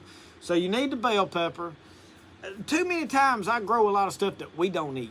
Like all the string beans down there. Y'all, my string beans have not done good and produced well for 2 years. I don't even know if I'm going to plant any this year and fight with them. I'm going to put my peas out there and figure out how to keep the deer out of them. Plant the corn. And then we're going to do tomatoes and peppers. And aside from that, cucumbers and squash. I'm not going to overload myself this year because I want to camp and fish. I don't want to be here working gardens nonstop. I have got gardened and homesteaded, and I love all that. I want to take 1 year and do some camping. Brody is at the age we need to be in the woods camping. 96,000 acres of wood and mountains. Randall Ross, can you just park on that like in a truck somewhere and camp out? I mean, can you drive? Is there trails like you can drive up there and like pull your truck over and camp in your truck? Or put a tent up and camp? I mean, those are the things I'm looking for.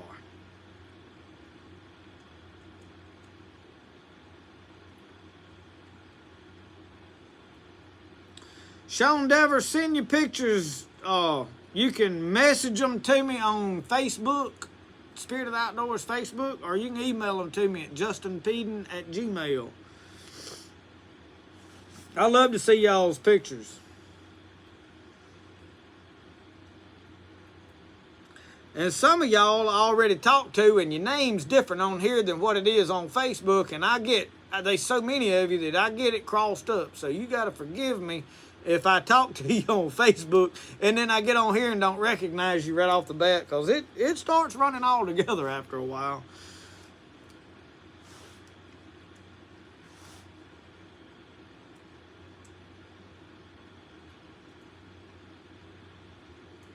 Well, Kip, I'm going to tell you, this year my peas, I'm probably going to spread chicken litter on top of the hill and plant my peas and see what happens.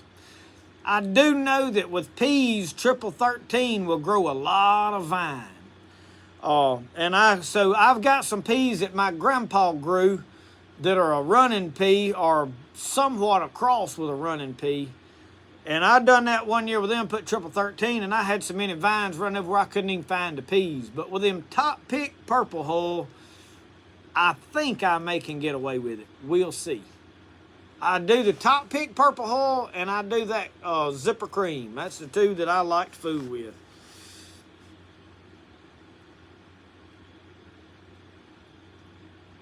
Ark Living, we already got all them weeds. I don't have to worry about it. What we call hog briars. It's a type of spinous amaranth. We call it hog briars. They got big old thorns on them, and they came from the chicken litter. So I already have all that stuff. I take the tractor and go through it, and I plow that mess down and take a hoe and chop them. I mean, I already fighting the weeds, so I'm rolling with the chicken fertilizer. But yeah, you are right. If you don't already have those weeds, don't put the chicken fertilizer.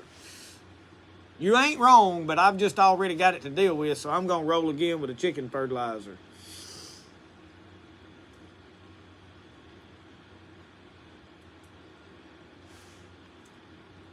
Deaver. Sean Deaver. Thank you. It's always good to really know how to pronounce something because I have to guess, and old country boy just says the first thing comes to his mind.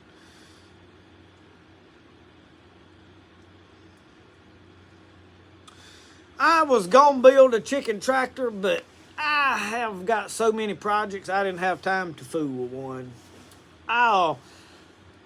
If I do build one, I'm going to use some of these round poles that I've got laying here. Speaking of projects, and I said I wasn't going to do no more bunch of projects, I do have one garden project I've got to do.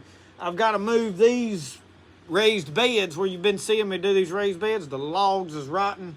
And then I want to clean this up because I'm eventually going to set my teepee up out there when I get it built.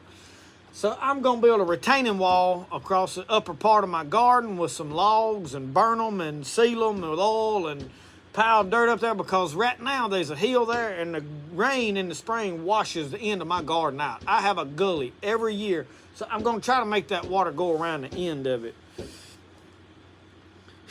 Yep. Kip, do you ever get called barrier?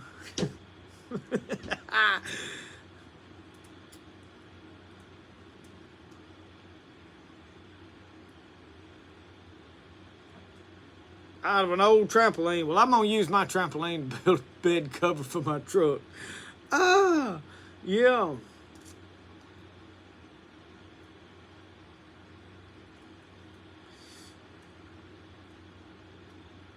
Yeah, Tipper, Donita, I watched Matt and Tipper and them girls work on their gardens this year, and they did a really good job. But I found out here the other day why their garden looks so good. Because Tipper mentioned, I was binge watching videos like while I was making pottery the last day that I was really trying to get caught up with pottery for like 2 days straight. I just non-stop made pottery. So I was finding long videos that I could watch and celebrating Appalachians like me. They got all 30 and 40-minute videos, so I could put a video on and let it play, and I ain't got to be over there smearing clay all over the screen.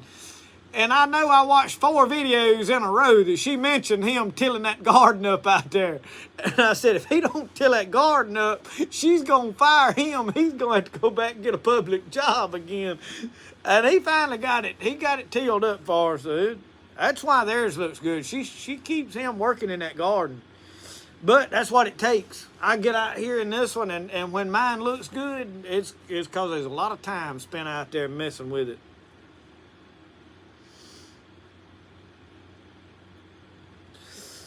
Well, Dakota Ring, make sure that you got a muzzle loader that's accurate before you put it up. Now, I love my little flintlock. We're going to do some more flintlock squirrel hunting, but I hadn't muzzle loaded deer.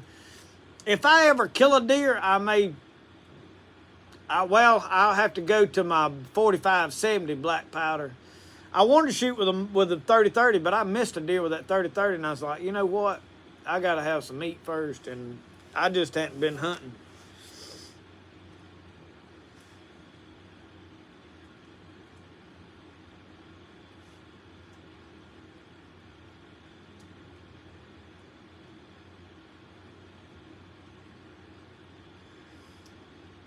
Tommy, I'm going to tell you what I'm going to do this year with them deer.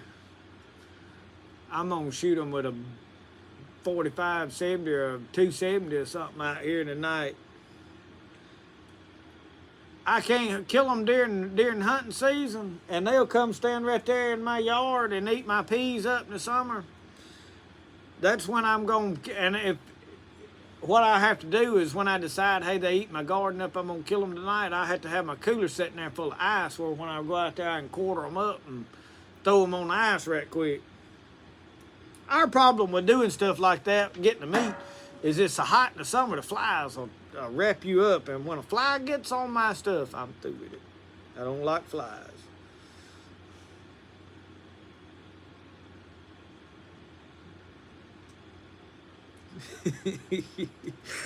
Ark living, that's good. That's good. That's funny.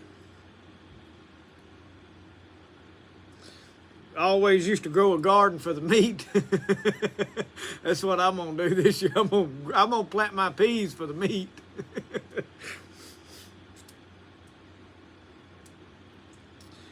Sean, our pawn shop in Philadelphia had 4 30-30 lever actions in there yesterday. I picked them up and looked at every one of them. And then there was one, what was it? There was a 22 lever action. It wasn't a Brown and it wasn't a Henry. It was something else.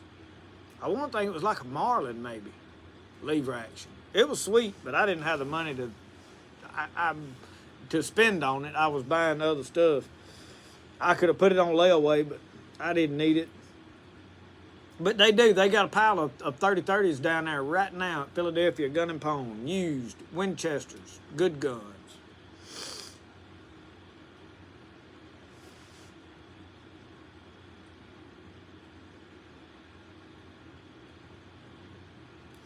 Ezra, how are you? Welcome to the Spirit of the Outdoors. We live right before your eyes.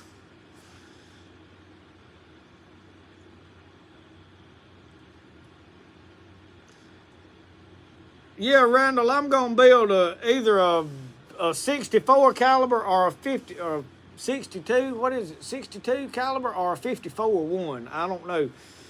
They telling me to go ahead and build. I think Uncle Sasquatch one told me to go ahead and build a 62. I'm probably gonna build one sometime next year because I gotta have something accurate, which I'm gonna probably buy a barrel this summer for the muzzleloader I've got and get it squared away.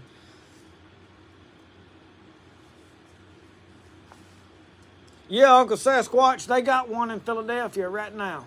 And I don't remember what the price was on it. I don't think it was god awful priced. It was $400-500, I think. I don't know. I'll have to go back and look. 62, yeah. That's what I need to build me, a smooth bore 62 caliber.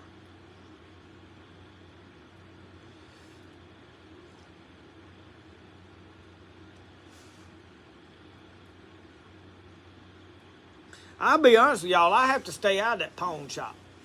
I had to get some 38 special bullets. I got my hands on a snub-nosed 38 special 5-shot revolver. So I had to get some defense ammo for it. That was $25 a box. And then I bought another box of 22 just to have. Because I need to get this little... I love this little Wrangler right here. I don't know, something about that little Wrangler. I really like it. Wears good, it's short, it don't take up a lot of room. But I missed 2 squirrels with it today. And I was down here shooting at them little bitty pumpkins. You know, them little, they ain't much bigger than that coffee cup. And I was hitting them every time. So, I don't know if it was me sitting in that canoe or what. Uncle Sasquatch, when I go back in there, if it's still there, I'll have to look and see what the price on it is. It was in the used section over there. And what it is everybody's trying to get Christmas money and they pawning off stuff. And they may be stolen. I don't know. I think this pawn shop checks stuff pretty well. to verify things, but I'm sure stuff slips through the crack, you know.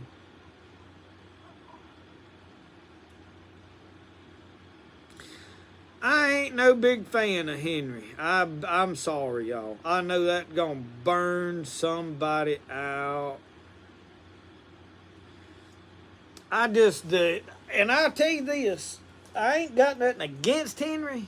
I just don't like him. I wanted a Golden Boy 44 Magnum. I just wanted one that was pretty. No, actually, I wanted the Silver Boy was what I wanted. And they got one in down there, 44 Magnum, and he told me, he said, I got your rifle you've been wanting. We got one came in the other day. So I run over there and grabbed that thing up, man. I threw it to Michelle. I was finna put it on layaway, because you can put a gun on layaway and pay on it in like 2 or 3 months, and it's yours, you know. I throwed it up to my shoulder, and man, I had to hold my head up like that to look down the barrel, and it ain't natural. And when you throw a gun to your shoulder, if it don't have that feel, you never gonna hit nothing, not with a brush gun. Now, if you got a scope and a rifle and time to something, that's a whole different, thing. But a lever action, what you gonna be toting in a brush and then throw up and shoot a deer right quick, it's got to have a natural feel. It's like a shotgun. If that shotgun don't have a natural come to your shoulder and you looking down the barrel of it, well, how many squirrels you gonna kill? How many doves or ducks you gonna kill with it? So, the Henry didn't do it for me. And they pretty, but it just didn't have that feel. And I was like, well, that ain't for me. And they got a rack full of them down there right now. And y'all, they got some Rossi 44s down there that's some sweet little guns. Smooth.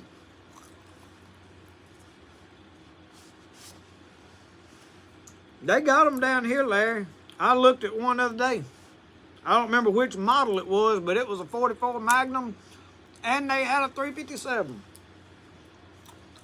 We got a pawn shop down here that's got as good a gun selection as anywhere you can look.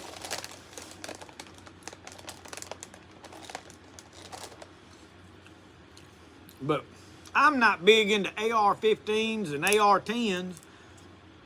My daddy likes them. He's built several. I've got an AR-15, but I very seldom get it out of the gun cabinet.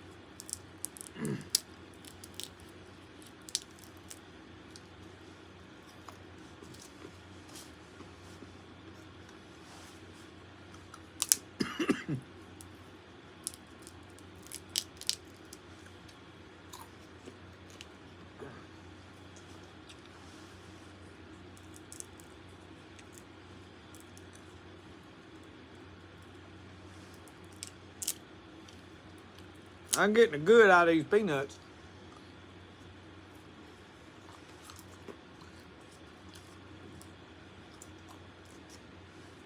Miss Donna McSwain sent Brody this box of stuff. And he ain't getting all the peanuts. I didn't eat all them, or have been eating them. Rather catch grass carp than hunt with an AR. We all get hungry when we shoot them grass carp with an AR. I tell y'all what's gonna hurt folks' feelings. Jenny Bear. Is it Bear or Bar? See, there go another one of them names I'm gonna mispronounce.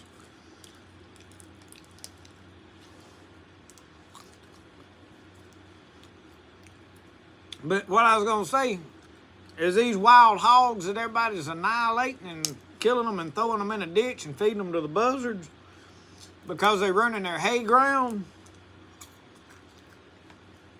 When times get hard and you can't go to the grocery store and you shot them herd of cows you got and done eat them, and them pigs is gone because you got rid of them, them pigs breed a whole lot faster than them cows did. You gonna figure out that was a blessing from the Lord to prevent us from starving to death, because the deer ain't gonna last no time.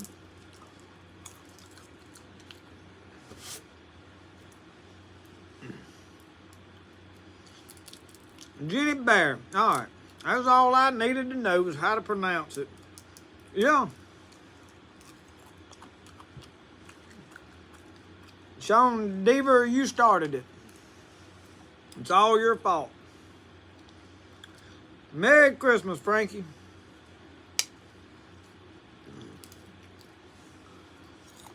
Randall, these peanuts is the best thing. You wear them old army shirts. It's got the big pockets on either side like this one. This one ain't got the pockets on the side.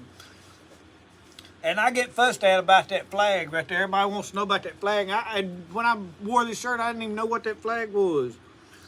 People went to ask me about it, and I don't know. It's from the Netherlands. But when they got them big pockets on the side, you fill both of them pockets up with peanuts.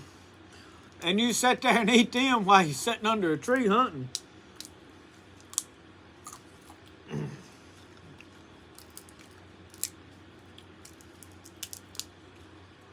I done sat out here and I done about got hungry. Them fish, I carried the rest of them in.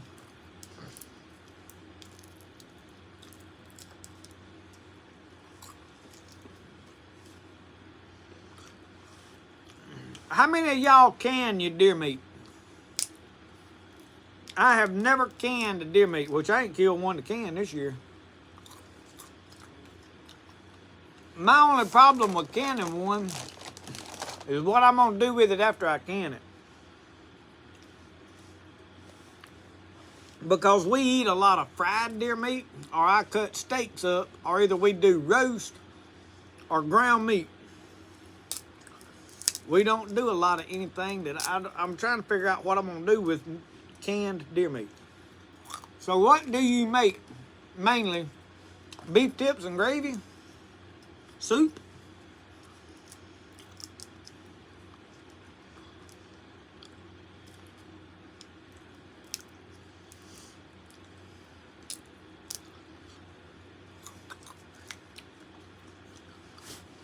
And another question. Has any of y'all shot a deer with a 36 caliber flintlock round ball? I ate a squirrel. In fact, Roscoe ate part of it because it obliterated that squirrel. And I said, you know, that 36 round ball would do a number to a deer. I believe it'd take a deer down. I got all of it that would bust, Exodus. Though some of them pieces where the limbs wouldn't bust. I mean, I split some edges off of it. But that thing wouldn't bust some of that stuff. That grain in it, tight. But now the hydraulics on that tractor is not real strong. With a better hydraulic pump, that cylinder should split it, but that tractor I don't think will push it.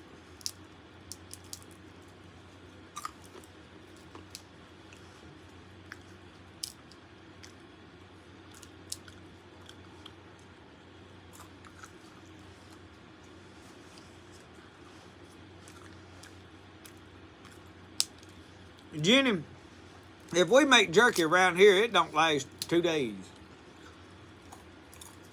It's like opening a bag of tater chips. They're gone before you roll the top down. I'll fill a Ziploc bag up with deer jerky around here, and in 2 days the bag's empty. And it's a lot of work to make something that goes that fast. But it's good. Red beans and rice.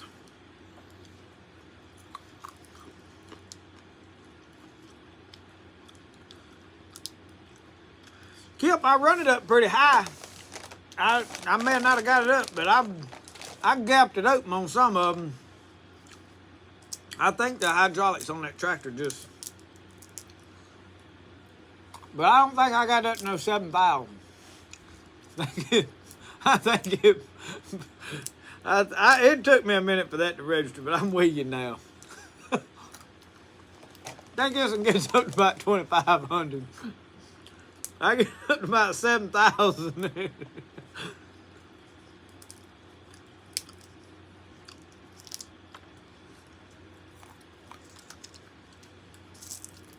You have to go over and start spraying stuff in the air breather while it's running.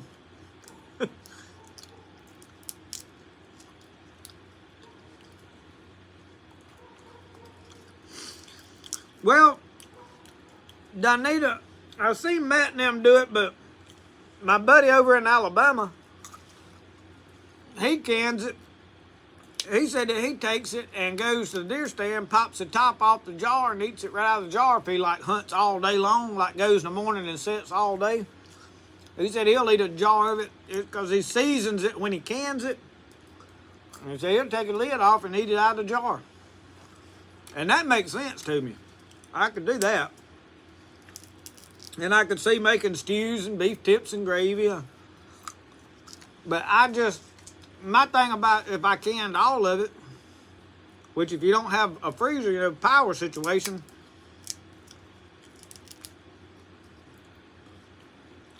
but I like to cut big old steaks out of it. And then we do a lot of pot roast with it. We'll take a whole mussel, put it in the crock pot, smother it with vegetables, and go to church, and it'll be ready to eat when we get home.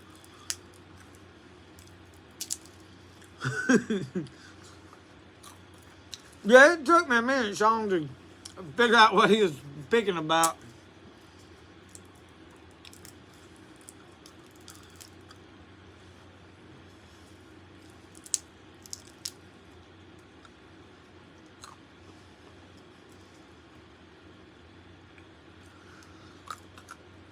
Now, Art Living, what do they call it? There's a name for that kind of stew. I forgot. It was in one of them old books I was reading where they keep adding stuff to scraps, basically. After you've had about 2 or 3 meals, they just pile everything into a pot and make a stew out of everything that's left. And as they eat on it, they would add other stuff to it. There's a name for that. I don't remember what it is.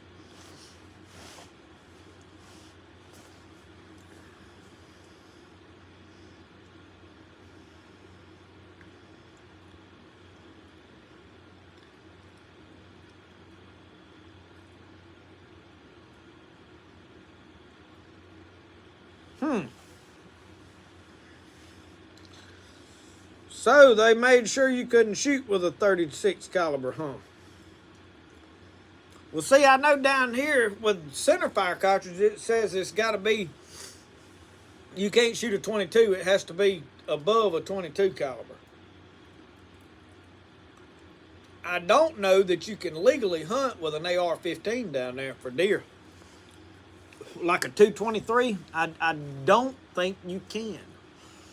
But I'll say this, I've shot a couple of deer with my 223, and you can kill a deer with a 223, but it is not a great round for it because a 22 caliber bullet out of a 22 rimfire come near killing a deer than the 223, because the 223 is going so fast that it'll just blow right through it.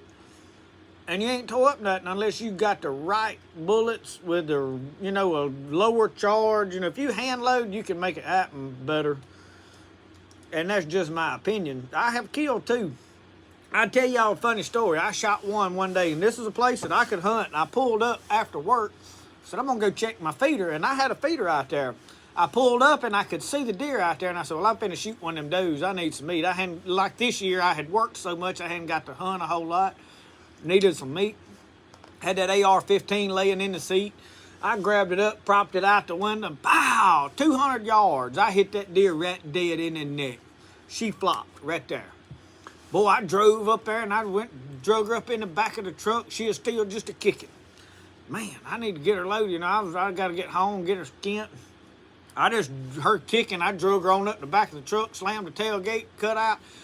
I got about 2 miles up the paved road, and I heard the awfulest banging. I looked in the rearview mirror. She was laying up on my toolbox, kicking the back glass. I thought she was fixing to kick the back glass out of the truck. Went to kicking and off down in the ditch. She went, jumped out of the back of the truck. I slammed on brakes, jumped out, grabbed my 45, and went down in the ditch going boom, boom, boom. I think I shot her twice in the neck with that 45. Now that sewed her up. I had to drag her back up the ditch bank, reload her, and I said, God, people's going to think I'm shooting them off the side of the road now. I just knew I was going to go to jail. I said, how many folks going to believe this deer jumped out of the back of my truck? So anyway, that's been my experience with the 223. And then I shot one back here with my AR-15. Like, we could pull up at my shop over there and we could see probably about 250 yards down there. Well, there was a deer about halfway down that lane. It was about 175, 100, maybe pushing 200 yards. I shot it in the neck, and it ran 80, 100 yards out there. I found it, crossed the fence over into the neighbor's pasture. So I'm not going to lean towards shooting a deer with a 223. But now you can shoot them. Here you can shoot them with I know 25 caliber. And you can shoot them with 22 center fire. It can't be rim fire. I'll have to look it up. I can't remember.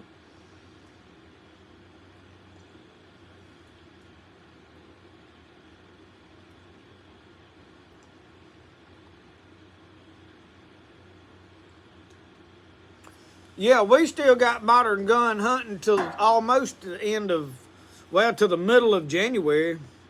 Somewhere over around the 15th to the 20th of January, we can hunt with modern gun. Because our rut is just now kicking in here. This week and next week will be the wide open 2 weeks of rut. And the way you know this is you get on Facebook and there's bucks popping up every day, like boom, boom, boom. Oh, well, now my buddy here killed one. Now this person here. So everybody's killing a buck right now, and that's how you know because most of these people are hunting food plots or corn feeders or such as that.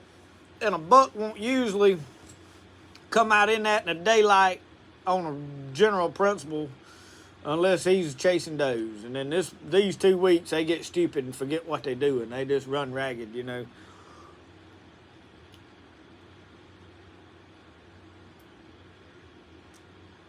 Oh, Gail. Lot of experience and a lot of prayer. Gail has asked, how do you distinguish God's voice over other voices? So let's say you don't have a lot of experience and you don't know. God's never going to tell you anything that contradicts the Bible. That's pretty much a general rule of thumb. His word is his word. And his word don't contradict itself. His word's going to line with his word. But it'll always, his word may not never be comfortable. If you hear a voice and it tells you to do something and that feels good and that's easy, you know, that probably ain't God. Because God's not going to tell you to do something that just feels good and naturally, you know, oh yeah, I like that. Most of the time when God speaks to you, he's telling you to do stuff that's going to kind of rub against your flesh. Because he's having to tell you to do it. Otherwise, you would have just done it. I've sat in church the other night. I felt like I need to pray for somebody. I need to pray for somebody over there. And it was a feeling like an intuition. The devil is not going to tell you to go pray for somebody. You know, the devil ain't going to tell you good. No evil spirit's going to tell you to do good. I looked over there and I was like, well, and I was looking at a man over there and I knew it was this family, and I sat there a minute and I was like, and I felt it again. I was like, you need to go pray for them. And I didn't know exactly who, I just felt it. And I looked over there and I seen a lady with her head down and tears dripping off of her nose. And I knew immediately that was who I needed to go pray for. And I walked over there and I prayed for her in the middle of service. Those are times, and the more you obey God's voice, the more you'll recognize it. God's voice can get very distant from you. If God tells you to do something and you don't do it, that ain't comfortable. I don't like that. I'm not going to do that.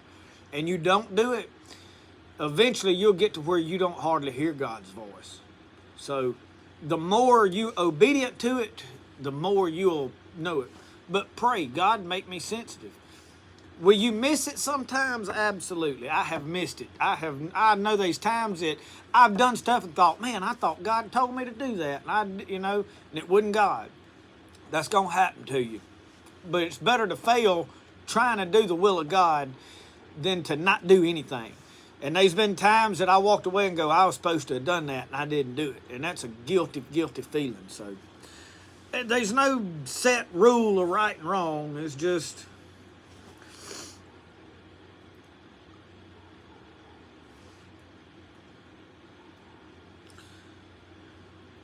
Robert Martin 25-06 is a good round. My daddy has got a couple of 25-06s. He loves them. Has killed several good deer with them 25-06.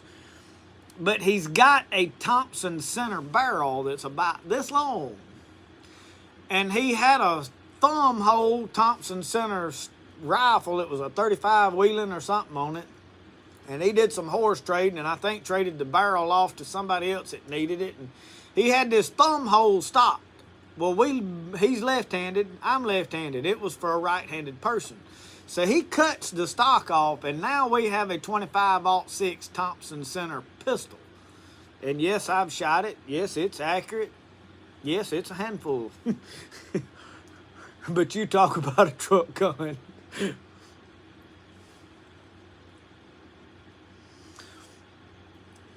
P-Row, you gonna miss it sometimes. It's just, that's human nature. We all do. Don't beat yourself up over it. Learn from it. There's been a lot of times that I've walked away and go, the Lord told me to do that, and I didn't do it. The Lord told me to pray for this person, and I didn't pray for it. And I'd look up and somebody else would be praying for them. And that ain't always at church. I mean, it's been like in a store or in, the Lord's told me to stop and give money to people. Just different things. And a lot of times it ain't so much about that person that you're trying to help them. It's about God trying to see if you're obedient and listening to his voice. But I do pray this. When you're talking about listening to the voice of God, and when I pray this as a part of my prayer. God, help me be sensitive. Let me hear the going in the mulberry bushes. If there's a cloud the size of a man's hand, I want to see it. I want to know when you're talking to me. There's a still small voice. I want to hear it. And those are the times that you have to pray those things, and God knows you're sincere. He'll lead you. He'll speak to you.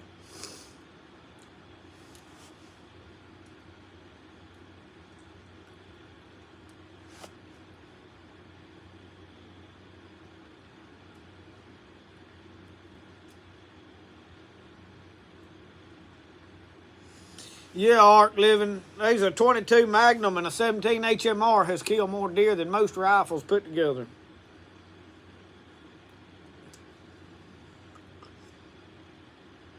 Oh, Lord, Whiskey River.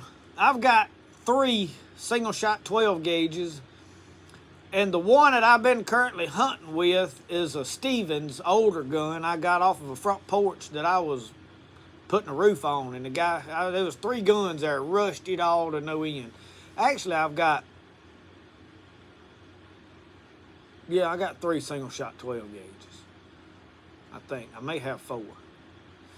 But anyway, they was rusted up, and I was like, "What you letting your guns rust up?" And he said, "I don't need them." He said, "You want them?" I said, "What do you want for them?" He said, "Oh, you can have them."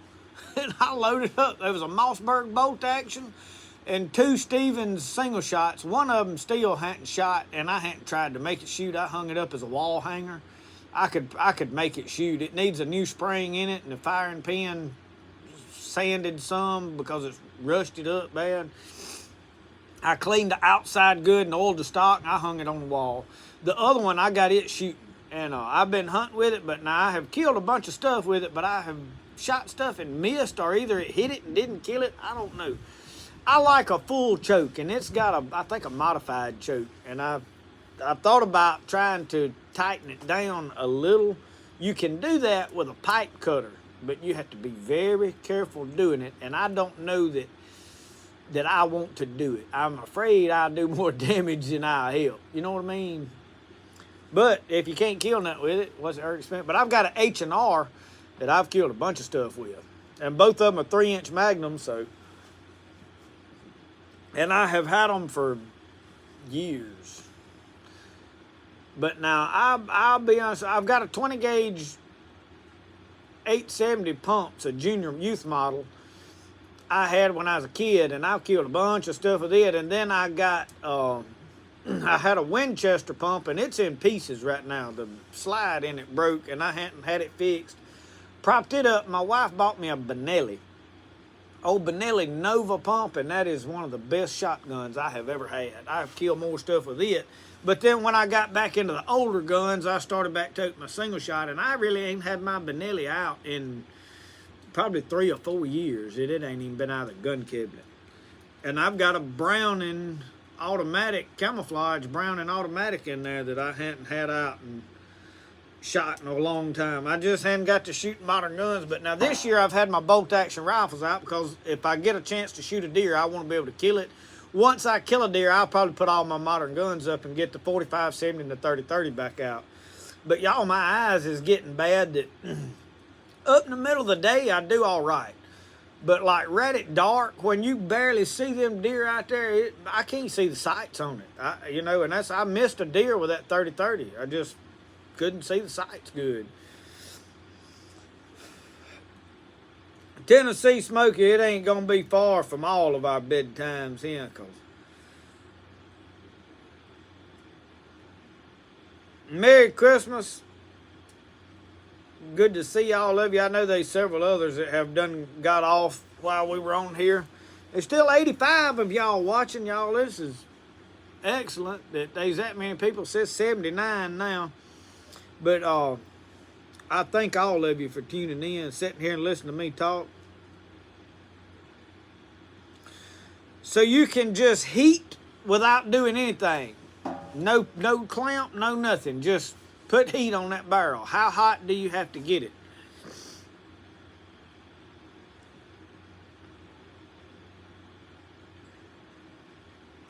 No, Uncle Sasquatch, it ain't. I have to wear a pair of. I've got them orange glasses you see me wear that's got just the orange lens that everything looks orange through. They safety glasses. They have bifocals in the bottom. You see me wearing them a lot of times when I go fishing, because I can see to tie a hook right here. I have to get out to about right here to see clearly. Right there, stuff starts jumbling together.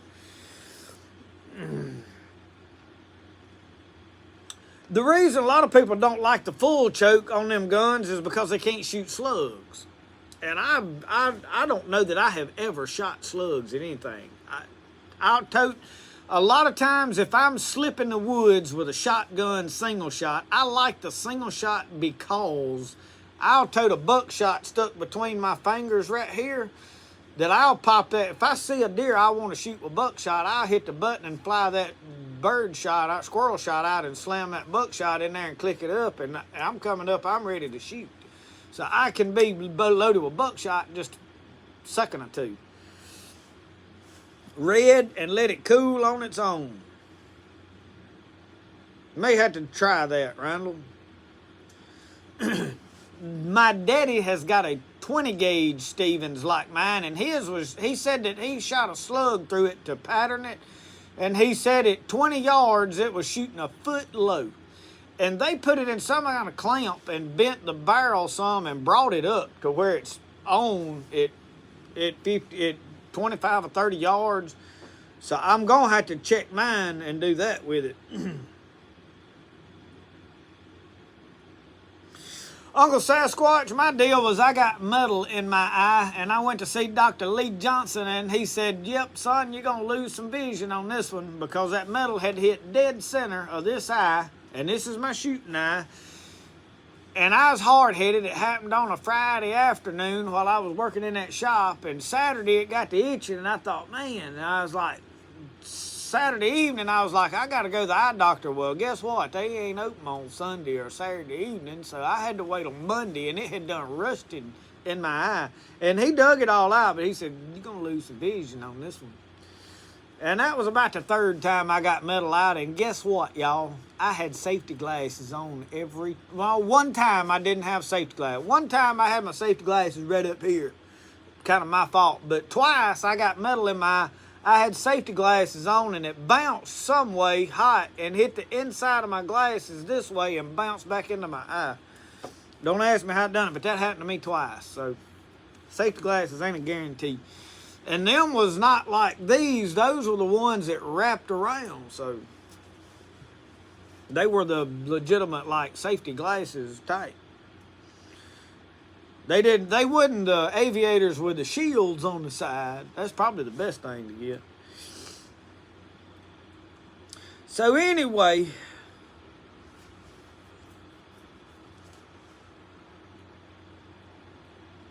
Larry, I've had metal dug out of my eye, I know 3 times. May have been more. And like I said, one time was kind of my fault. I didn't have no safety glasses on. I had stuck them up here and was in a hurry, and it was on me.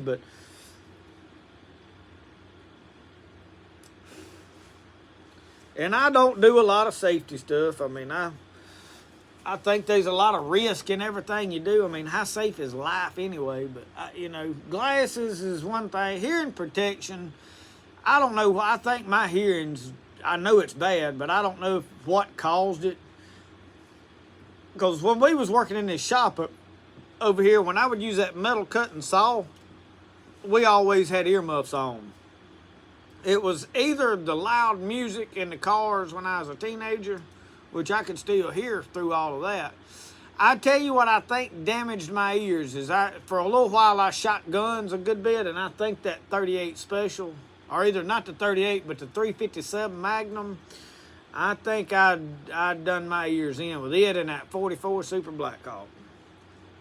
I think the 2 of them handguns done it, because I never shot high-powered rifles a lot. I mean, I shot a good bit, but not like constantly. But I would get out there and shoot pistols because I was trying to get better. And when I got that Super Blackhawk, I shot it a good bit. And I imagine one of them 2 done my hearing in. Because when we shoot rifles over there, we shoot inside a building, and we always put hearing protection on when we shoot in there. So there's some things that I do a little more safe than I show, but Larry, that 357, when I shot it, my ears rung for a day or so after that.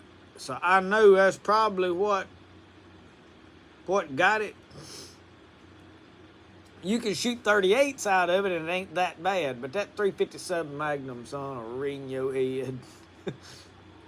I didn't shoot the 357 a lot. I shot 38s in it most of the time, but there was a few times I shot the 357, and I mean, you could definitely tell a difference when, I mean, my ears would be ringing, like everything would be quiet for a few minutes.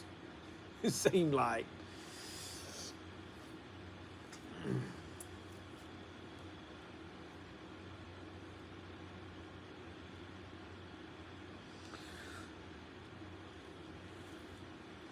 Kip, some of them guns, somebody had one of them things, I don't know if it was a Boss or what, they had it on, I think it was a 270, and was going to shoot out the window of the truck and busted the windshield or something, because they didn't have the barrel outside the truck, and the muzzle blast from it busted the windows out of a vehicle.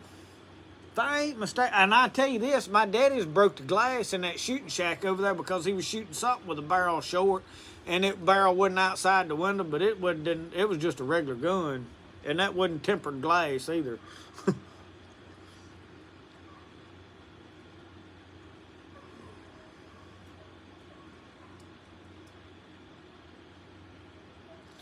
Well, Larry Alexander, my ears ring all the time, so I wouldn't notice if something else caused it or what.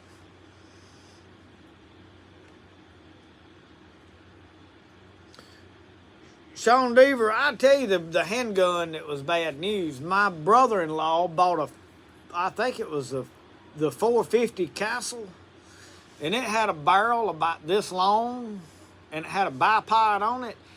And we shot that thing, had a Leupold scope on there, and we literally, at 200 yards, that pistol was shooting groups like this.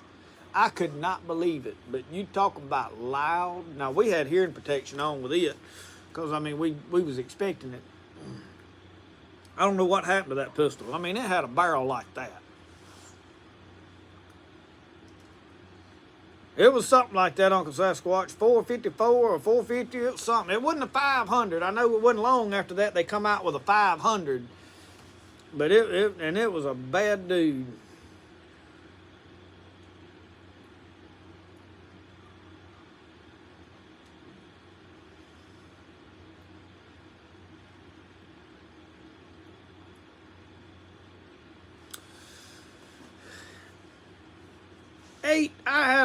I had a guy that I know that had a sub mag in his truck, and I don't know what happened, if they was drinking or if they had seen a deer and the game warden got it. I don't know what happened, but he was trying to unload it or load it or do something in the truck with it laying in there, and it went off and busted the transfer case on his transmission. I mean, had to put a new transmission in the truck because of a bullet. 7 mag blowed pieces of it everywhere. Larry Alexander, let me tell you this one. I've got a 45-70 Encore Thompson Center, single shot, light gun, rifle about this long. I love it. It's a heck of a canoe gun. And it'll stomp you. We had a scope on it when we first got it. And my daddy said, son, I need you to sight this in for me. He said, I had to get too close to the eye with that eye relief. Well, he had it set for his eye. Well, when I looked through it, I had to really get close to it. And that joker, I shot it 3 times, and it cut me every time I shot it. But we got it zeroed in. And I told him, I don't like that scope. And I ain't got a scope on it to this day. When he got tired of fooling with it and gave it to me, I took the scope off. One thing, you couldn't keep a scope zeroed on it. It was so light and it jarred so hard, you had to have a show enough scope to stay on it. And we had a Nikon on it to begin with, and then put I think a Leopold. We had good scope. We don't buy cheap scopes around here. My daddy believes in your scope needs to be way more expensive than your gun. He said, because if you can't see it, you can't hit it. It don't matter how good the gun is. And that's true. But I had it one day, and I had took the Buffalo Classic. I was toting it, and one of my buddies was with me, and I handed him that 45-70. I said, here, you tote this one. Well, he's sitting at a tree. Deer comes on his offhand side. He's right-handed. He's shooting this way. Deer comes over there, so he just turns that gun around and gonna shoot one-handed, and it left his hand. He killed a deer now. I got to give him that. But it left his hand. A 45-70 pistol, it can be done, but I don't want to shoot it.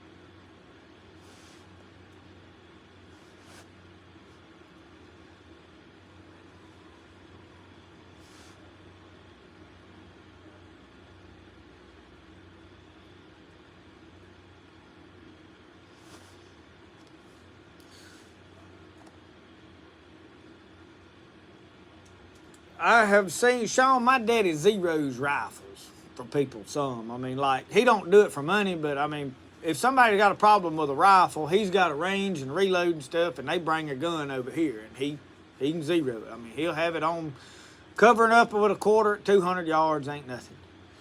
Well, I don't know how many times somebody drive up and, man, they got a brand new 6.5 Creedmoor rifle with everybody's went and bought them a new 6.5 Creedmoor. Why, I don't know. I mean, the gun, it ain't much different than any of the rest of them. They're all about the same. And they'll have a $150 scope on there, and you look through it, and you can't see nothing, and you move it one click, and it goes over here, and you move it one click back here, and it goes over yonder, and a little bit you're like, man, this ain't going. That's when a scope needs to be at least well, there you are.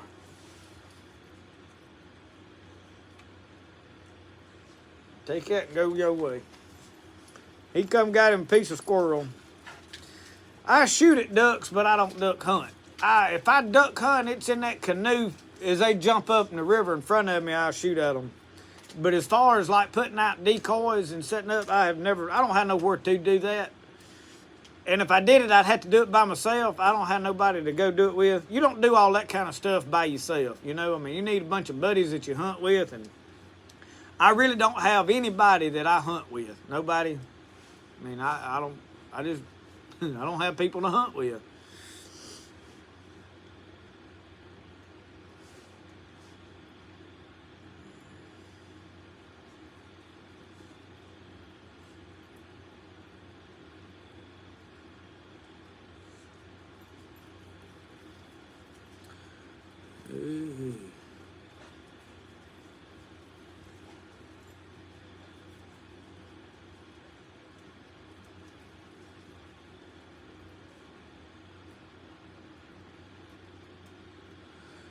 Kip Barrier, I've been scared to duck hunt all my life. I buy duck stamps every year just in case I'm squirrel hunting and a duck happen to land in my boat, and I've been scared I'll keep from getting a ticket, you know.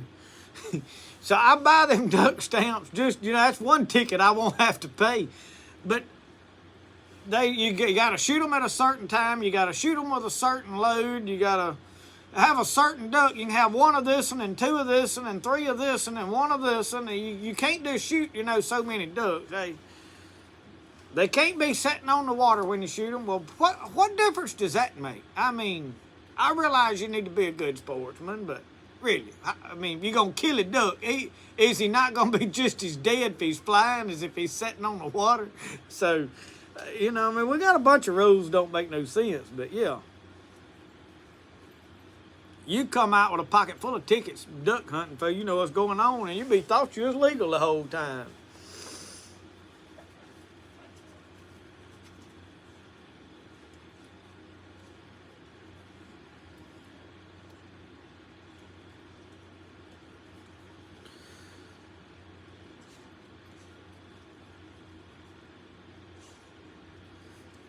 But y'all talking about hunting, I have not hunted enough this year. I guess this project out here kind of held me up, and the big thing here is it stayed hot till bad late.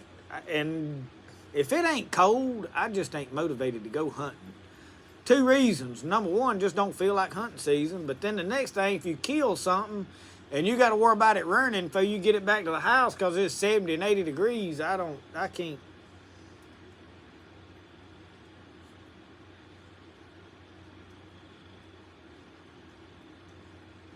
The lawyer, judge, and the sinner in the boat. Yep. Well, y'all, Roscoe is out here telling me that it is time to come in the house. It's time. Hey, whoa. Easy. You clawing me up. I know there's a squirrel leg right there. Is that what you after? That's what look, he's gone with that. That's what he wanted. But we fixing to have to shut this down, y'all. It is 9:20.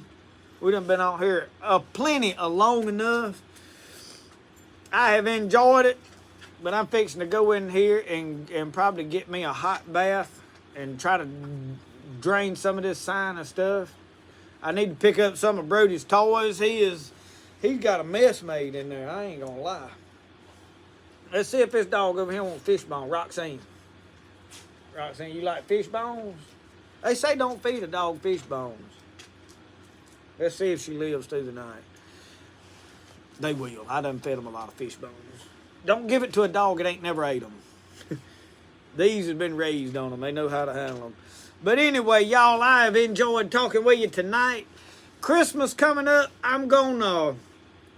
we're gonna do a couple of Christmas videos. I may try to read the Christmas story. I have got a good sermon I'm gonna film tomorrow probably for Christmas. I've had something on my mind for a while to do with Christmas, so look for that coming up.